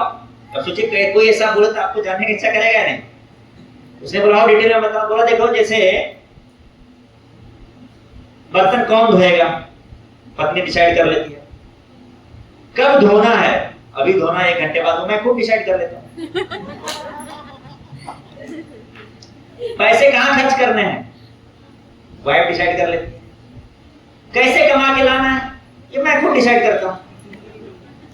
उसने बोला कभी तो झगड़ा होता होगा, कभी मान लो साल में, इतना रहने के बाद भी कभी कभी हो जाता है, लेकिन फिर भी दिक्कत नहीं। गलती किसकी है ये पत्नी डिसाइड कर लेती है, माफी कैसे मांगना ये मैं खुद डिसाइड कर लेता हूं। तो यही है भौतिक जीवन कुल मिलाकर। हमको लगता है कि ये अगला स्टेप में खुशी मिलेगा, अगला स्टेप। देखिए मोटिवेशनल स्पीकर यही बोलते हैं कि आप हम्बल रहो, सॉरी बोल दो। 5 लेटर का मैजिकल वर्ड है सॉरी, एक बार बोल के तो देखो, बोलते हैं ना। पर वास्तव में इससे भी आप कितना भी सॉरी बोल दो, सॉर्ट आउट नहीं होगा। क्योंकि जिस भावना से हम उस रिलेशनशिप में गए, वो भावना अगर सही नहीं होगा ना, मकसद स्पिरिट उसके पीछे क्या है, तब तक वो खटास रहेगा। हमको अपने स्पिरिट सुधारना है। स्पिरिट को सिंपल शब्दों में सोचे तो उसका मतलब होता है पर्पस। कोई काम करने का उद्देश्य क्या है?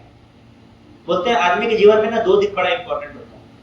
एक वो दिन जब उसका जन्म होता है, मनाते हैं बर्थडे हम लोग, तो इंपॉर्टेंट है।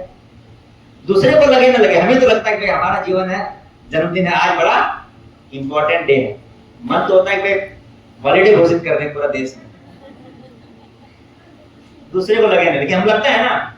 दूसरा वो दिन जब हमें पता चलता है कि मेरा जन्म क्यों हुआ। अब मैं 1-2 एग्जांपल देता हूं, आप बोलना ट्रू या फॉल्स, सही गलत। हमें लगता है कि हमारा जीवन इसलिए हुआ क्योंकि भारत का जनसंख्या बहुत कम था, उसमें कम से कम एक कंट्रीब्यूशन तो अपना दे दें। हमें लगता है हमारा जीवन इसलिए हुआ क्योंकि मैं अगर इंजीनियर नहीं बनूंगा तो इस देश का आर्थिक विकास कैसे होगा। हमें लगता है कि मैं अगर डॉक्टर नहीं बनूंगा तो बनारस के सारे लोग बीमार पड़ते हैं। हमें लगता है कि मैं टीचर नहीं बन पाया, इतने सारे बच्चे जो हमसे पढ़ाई कर रहे हैं उनके भविष्य के साथ खिलवाड़ हो जाएगा। हमें लगता है कि मैं अगर पैसा नहीं कमाऊंगा, 2 लोगों को जॉब नहीं दूंगा, फिर उनको कौन जॉब देगा।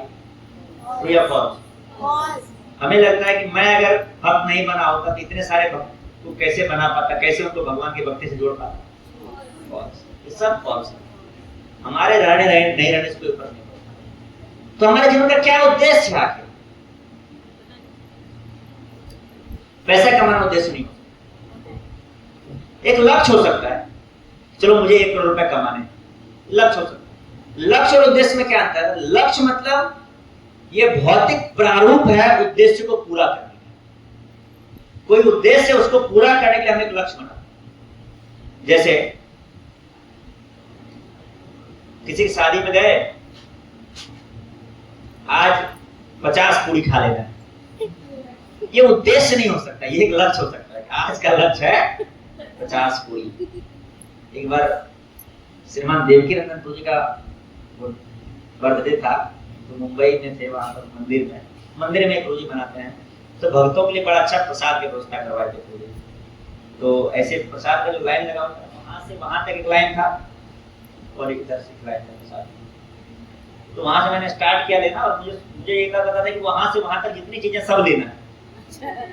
तो मैं सब कुछ थोड़ा थोड़ा लिया ताकि सब लूं, इसके चक्कर में प्लेट पूरा भर गया। तो मैं लेकर के खा ही रहा था, तब तक एक दूसरा भक्त आए, उनके प्लेट में वो सभी चीजें थी जिसमें से कुछ भी मेरे प्लेट में नहीं था। तब हमें एहसास हुआ कि यानी कहीं और भी लाइन है जहाँ पे कट रहा है, लेकिन तब तक हम इतना ले चुके थे कि अब दूसरा लेने का हिम्मत नहीं था।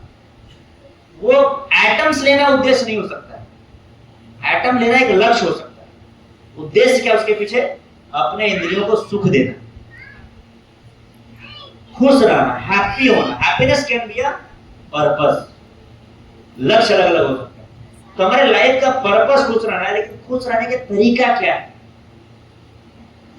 वो तरीका पैसा कमाने में नहीं है।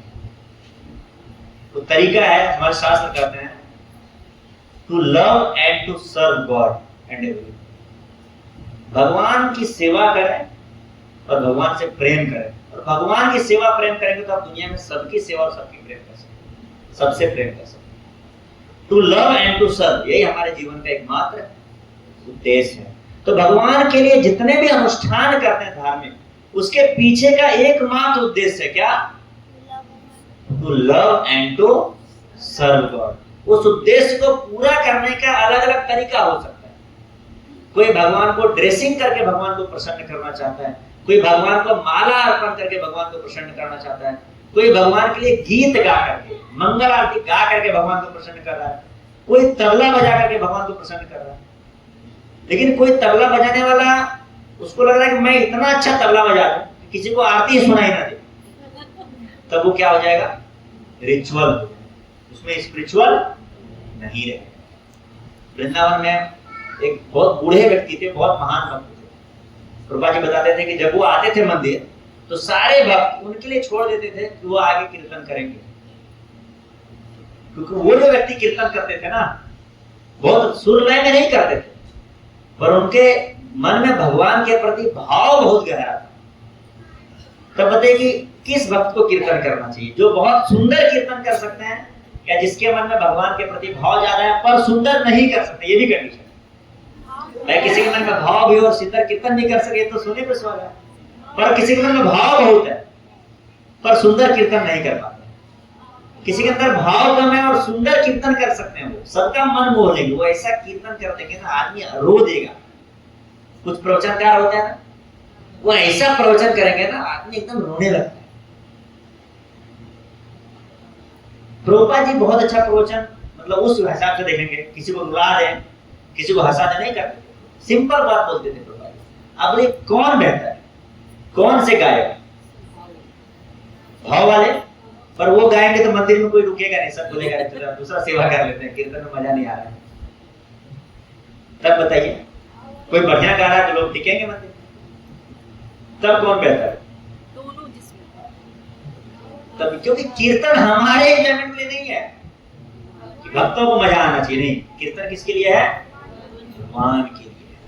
हाँ, ये बात अलग है कि प्रभुपाद जी ये भी चाहते थे कि कीर्तन भाव से तो हो, साथ में अगर अच्छा किया जा सके कि भक्तों को भी आनंद आए, तो ये भी अच्छा है। क्योंकि भक्तों को भी अगर कीर्तन में आनंद होगा तो ढेर सारे लोग भक्ति के प्रोसेस को अपनाएंगे और फिर वो भी भक्त बनेंगे समय के साथ, तब भी अल्टीमेटली भगवान को तो खुशी ही मिलेगी ना, जब इतने सारे लोग भक्त बनेंगे। तो अगर कोई चीज बेस्ट है, अगर कोई व्यक्ति अच्छा कीर्तन कर सकता है, करना चाहिए उसको जरूर से। लेकिन हमेशा हमें ये समझना चाहिए कि भाव ज्यादा इंपॉर्टेंट है। हम इतना अच्छा कीर्तन ना करें कि सब भगवान को छोड़ के हम ही को देखने लगे, तब वो डिससर्विस हो जाए। इतना भी खराब कीर्तन ना करें कि सब हमें को देखने लगे कौन कर रहा है कीर्तन, तब भी डिससर्विस। हमें अपना पूरा प्रयास करना है, लेकिन भाव रखना है सर कि भगवान को प्रसन्न करने के लिए हम ये कार्य कर रहे हैं। भगवान की सेवा होनी चाहिए, भगवान से प्रेम होना चाहिए, और सेवा और प्रेम को करने के लिए जो भी रिचुअल्स करते हैं उसमें कई बार उलटफेर भी किया जा सकता है, उसमें बदलाव भी किया जा सकता है। जब प्रभुपाद का संन्यास दीक्षा हो रहा था तो बहुत सारे मंत्र पढ़े जा रहे थे और कुछ भक्त कीर्तन कर रहे थे। तो कलयुग के लिए मंत्र पढ़ना, यज्ञिक अनुष्ठान करना वो भी होता है। चेतन महाप्रभु ने बताया कि उससे भी ज्यादा इंपॉर्टेंट है भगवान के नाम का कीर्तन करना। हरे कृष्ण कृष्ण कृष्ण हरे हरे, हरे राम राम राम हरे। बस 1-2 मिनट और मैं भगवान के नाम का कीर्तन करना ज्यादा इंपॉर्टेंट है। भगवान का नाम जपना सबसे ज्यादा इंपॉर्टेंट है। सुबह नहा करके नाम जपना इंपॉर्टेंट है या बिना नहाए नाम जपना इंपॉर्टेंट है? नाम जपना इंपॉर्टेंट है। नहा करके बिना नहाए ये अलग बात है। हाँ, कोई नहा के जप सकते तो ठीक है, क्या दिक्कत है, उसमें बुराई थोड़ी ना। लेकिन कोई नहा नहीं पा रहा है तो वो इसलिए नाम नहीं जप रहा क्योंकि नहा नहीं पा रहा।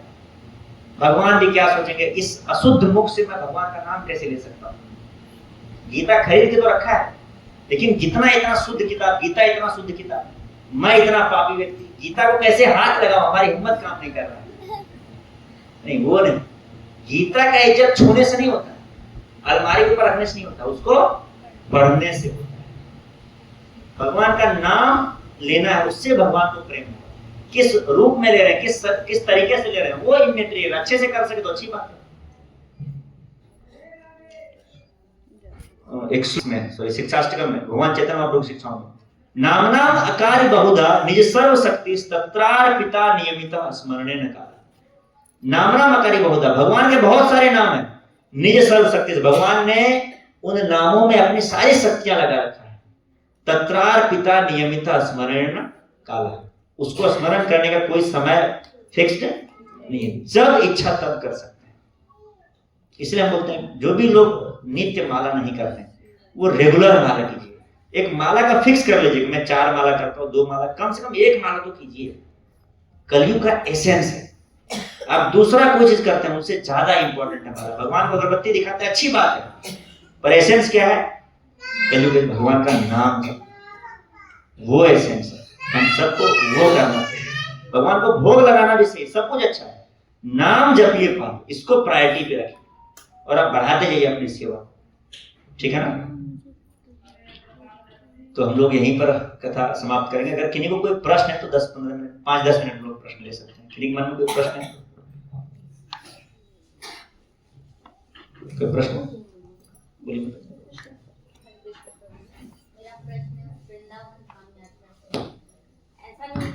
केवल यही अनुभव किया, पर ये प्रश्न है, जैसे बताया जाता है कि धाम जाते हैं तो हमें कुछ नाम, मतलब वहाँ पे अपराधों से बचना चाहिए।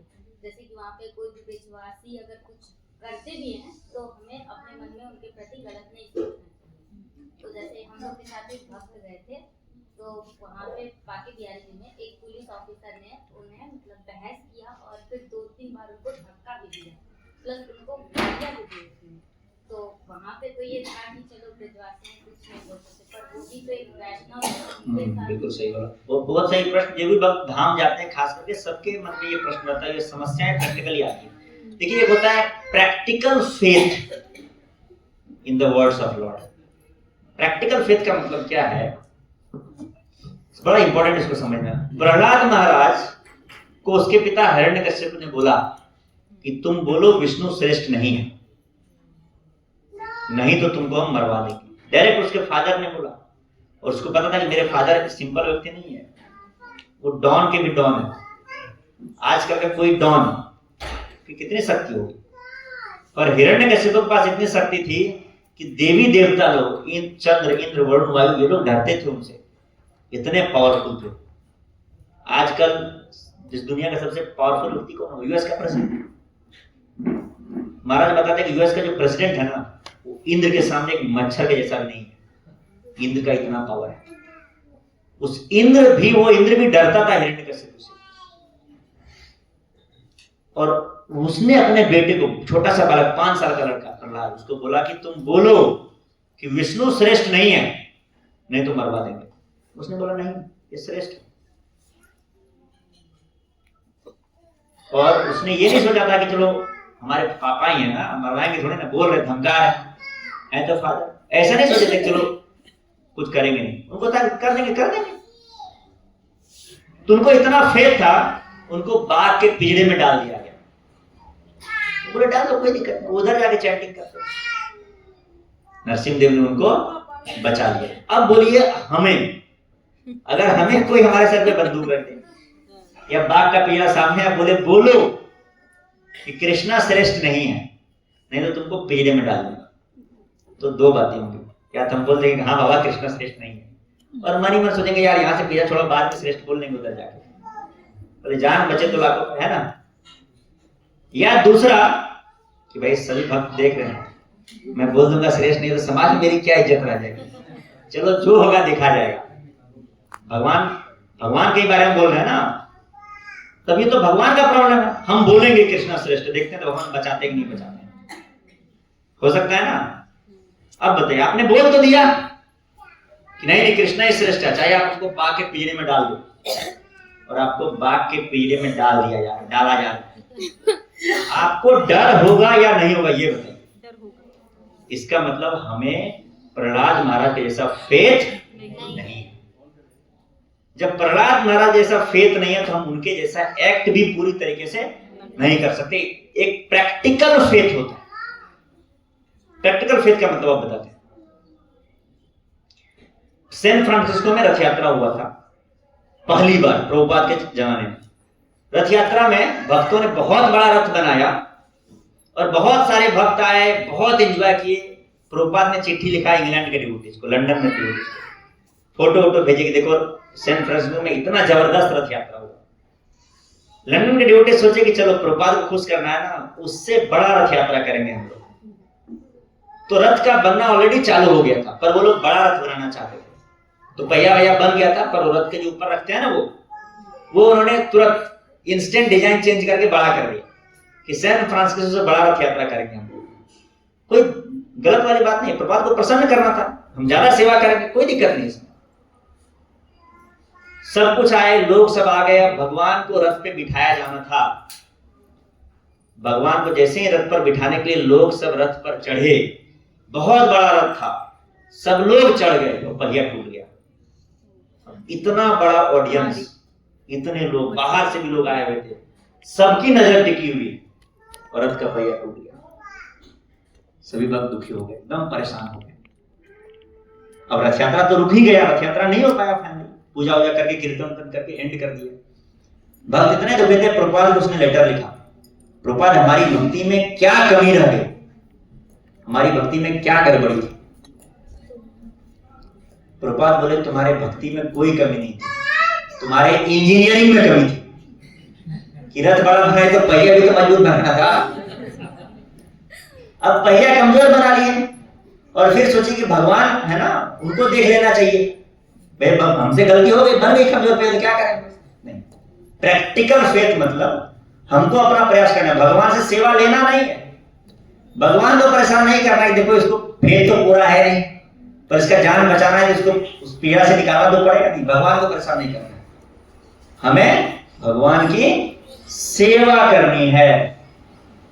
तो प्रैक्टिकल फेथ का मतलब क्या है कि आप जब वृंदावन जाते हैं, धाम जाते हैं, तो वहां पर किसी व्यक्ति को देखा आपने, हमें बोला गया कि भाई धाम के लोग जो है वो भगवान के पार्षद होते हैं, भगवान के नजदीकी होते हैं, उनसे पंगा, उनसे झगड़ा नहीं करना है।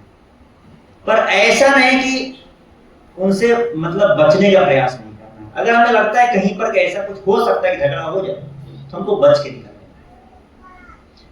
फाइनली मान लीजिए किसी ने चीट कर लिया, किसी ऑटो वाले ने बोला कि भाई 100 रुपया लगेगा, आप पहुंचे तो उसने बोला कि अरे हमने तो 100 रुपया बोला था लेकिन रास्ते में जाम लग गया, पेट्रोल ज्यादा खर्चा हो गया, 300 रुपया देना होगा। आप कोशिश कर सकते हैं विनम्रता के साथ कि प्रभु जी देखिए 100 रुपये आप बोले थे, 300 रुपया ले रहे हैं, लेकिन झगड़ा मत कीजिए। धाम में है ना, आप 200 रुपया दे दीजिए, आप देखेंगे आपके जीवन में ना उस 200 रुपया कोई वैल्यू नहीं। एक दिन के लिए हो सकता है भाई एक दिन 500 रुपया खर्च करते थे, 200 एक्स्ट्रा खर्च हो गया, बड़ा लग सकता है, लेकिन हमारे पूरे जीवन में ये 200 रुपया कोई वैल्यू नहीं है।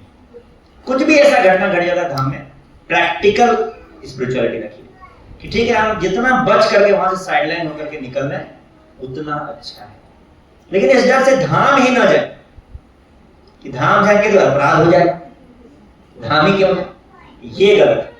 हमारे आचार्य ने बोला धाम जाना चाहिए हमको, भगवान के जो होली प्लेसेस उसको देखना चाहिए, उससे हमारा फेथ बढ़ता है। धाम जाने के कुछ प्रोटोकॉल है, प्रोटोकॉल को फॉलो करना चाहिए। जैसे कई सारे भक्त बोलते हैं कि धाम जाइए तो आप पानी बॉटल कोशिश कीजिए नहीं खरीदने का, आप नॉर्मल पानी पीजिए, क्योंकि धाम में पानी बोतल लेंगे फेंकेंगे तो धाम में कचरा होगा, प्लास्टिक डिग्रेड होता नहीं है। अब मान लीजिए कहीं कोई नहीं खरीद पाया, अब क्या निर्जला कर ले दिन भर, खरीद के पी लीजिए, भक्ति कीजिए, नाम लीजिए, वो ज्यादा इंपॉर्टेंट है। अगेन रिचुअल पर ध्यान नहीं देना, उसके पीछे क्या उद्देश्य है, उस उद्देश्य को अपना जितना सामर्थ्य है उस सामर्थ्य से पूरा करने का हम प्रयास करेंगे। That is practical faith. Practical faith का मतलब होता है adhering to the process of, जो प्रोसेस जो हमारे आचार्य बताते हैं उनके अनुसार से कार्य करना। हमको पूरा फेथ नहीं है भगवान हमारी रक्षा करेंगे कि नहीं करेंगे।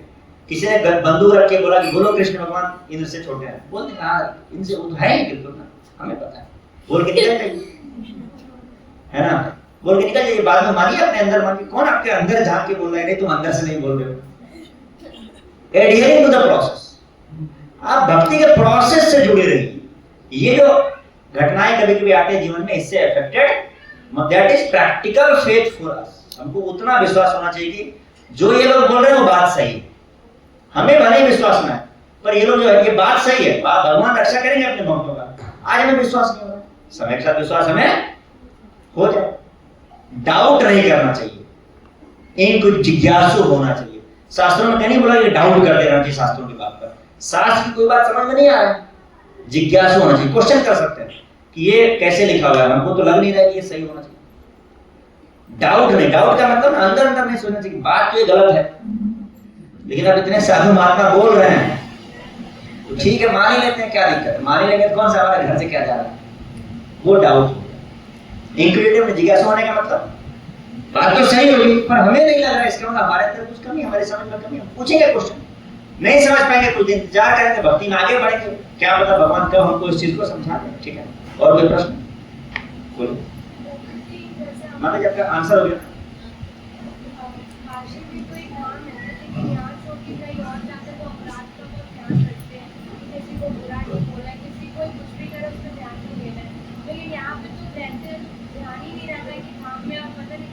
अच्छा काशी में रखते हैं, काशी भी तो धाम है, तो काशी में तो अपराध करते रहते हैं, तो दूसरा धाम जाते थोड़ा सा ये भी रहते हैं, इसीलिए तब आपको मायापुर धाम जाना चाहिए। मायापुर धाम की खासियत है कि वहाँ पे अपराध नहीं लगता। इसका फिर देखिए, फिर रिचुअल स्पिरिचुअल क्या, किसी को पता चलेगा कि अपराध नहीं लगता है, अब वो जाके मायापुर में तोड़फोड़ मचा देगा कि अपराध तो लगना नहीं, वो रिचुअल हो गया। स्पिरिचुअल मतलब अपराध नहीं लगता क्योंकि वो औदार्य धाम है।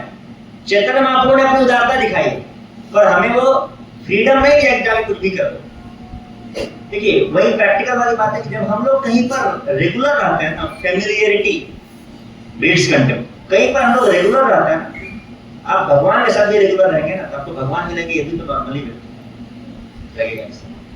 अब ये हमारी मजबूरी है या इसको सौभाग्य बोले कि हमारा जन्म धाम में हो गया।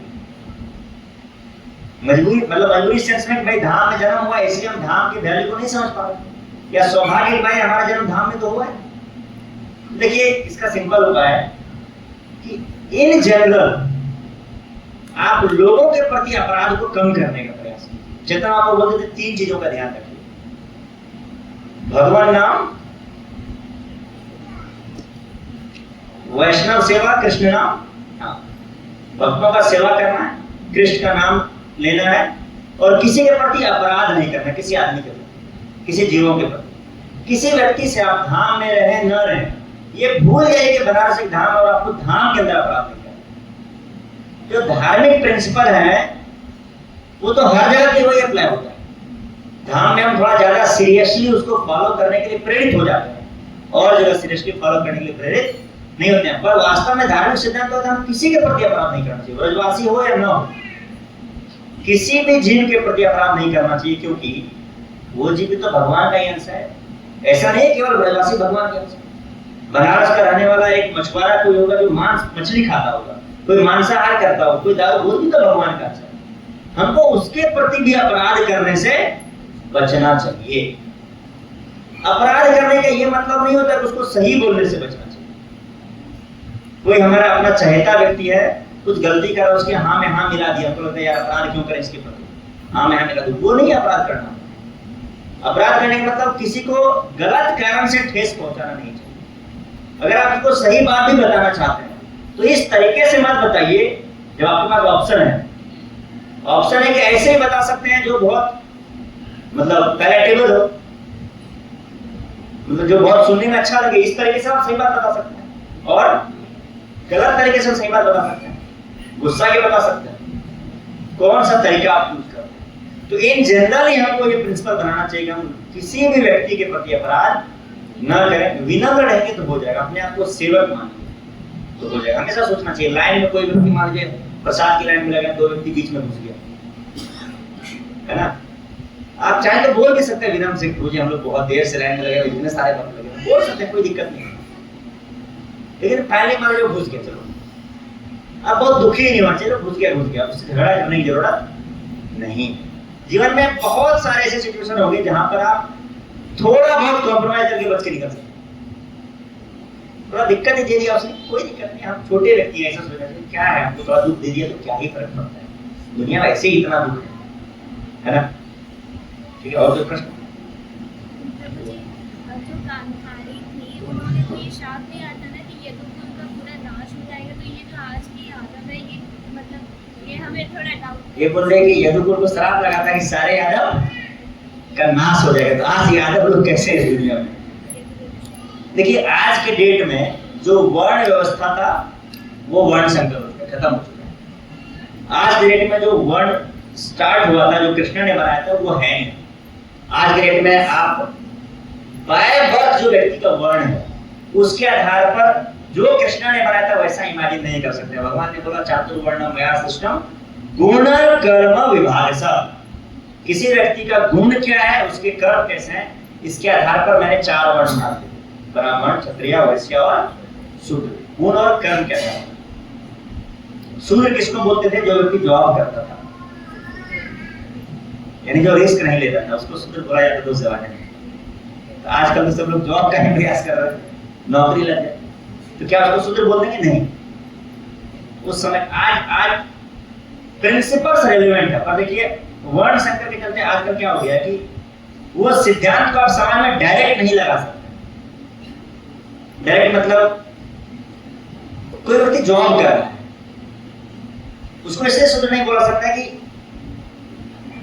जॉब करना ही उसके जीवन का लक्ष्य है क्या, या वो जॉब इसलिए कर रहा है कि चलो भौतिक शरीर मिला है तो शरीर का तो पालन पोषण करना ही पड़ेगा, और पालन पोषण करने की उसको लग रहा है कि जॉब एक आसान तरीका है, और वो अपना समय भक्ति में लगा रहा है, यज्ञ याजन कर रहा है, पठन पाठन कर रहा है, हो सकता है वो भगवान की सेवा कर रहा हो, वो क्या कर रहा है उस पर डिपेंड करेगा। तो आजकल जो कास्टिज्म देख रहे हैं ये वैदिक जमाने से नहीं, इसका डाउनफॉल कब से हुआ? जब श्रृंगी ऋषि ने श्राप दे दिया था परीक्षित महाराज को। श्रृंगी ऋषि ब्राह्मण थे, और ब्राह्मण मतलब ब्राह्मण जाना थे ब्राह्मण, उनका श्राप लग जाता था, वो कुछ बोलते थे तो लग जाता था। तो उन्होंने गलत तरीके से, इस पर कभी और चर्चा करेंगे, परीक्षित को श्राप दे दिया। परीक्षित चाहते तो श्राप को टाल सकते थे, लेकिन वो नहीं टालते थे, ताकि वो भगवान का जो ऑर्डर बनाया गया, सामाजिक ऑर्डर, उसको वो पालन करना चाहते थे, क्योंकि वो भगवान के भक्त थे, महान भक्त थे। तो वही उन्होंने प्रैक्टिकल स्पिरिचुअलिटी फॉलो किया, दे दिया आशीर्वाद, श्राप दे दिया, ठीक है मैं एक्सेप्ट कर लेता हूँ, क्या दिक्कत है। लेकिन श्रृंगी ने गलत किया, उन्होंने गलत व्यक्ति को आशीर्वाद दे दिया, अपने ब्राह्मण में गलत फायदा उठा लिया, तब से ऐसा हो गया कि ब्राह्मण कुल का नाश हो गया। तो जब ब्राह्मण कुल का नाश हुआ तो क्षत्रिय कुल का नाश हो गया। आजकल क्षत्रिय का मतलब क्या होता है? जो अपनी प्राणों की आहुति दे देता है प्रजा को बचाने के लिए, मतलब पॉलिटिशियंस, राजा। आजकल का राजा लड़ने कहा जा रहा है। आजकल तो सबसे पहले सैनिक रहेंगे, अगर सैनिक खत्म होगा तो जबरदस्ती सैनिक बनाएंगे, पूरा जनता खत्म हो जाएगा तो लास्ट में राजा बचा हुआ है, दूसरा देश भाग जाएगा। तो क्षत्रिय है कहाँ? कहने को क्षत्रिय वाला पोस्ट पे जम गया, बैठ गया, पर वो क्षत्रिय है नहीं, तो उससे रिलेट नहीं कर सकते क्या ये वही आदत कुल बचे हुए हैं, ऐसा नहीं। ठीक है ना, होगा कहीं से कुछ बढ़िया होगा। ओके, तो हम लोग यहीं पे एंड करेंगे, प्रश्न ले नहीं पाएंगे क्योंकि समय हो गया। चलेंगे कीर्तन की तरफ। श्रील प्रभुपाद की, ग्रंथराज श्रीमद् भागवत की, हरे कृष्ण।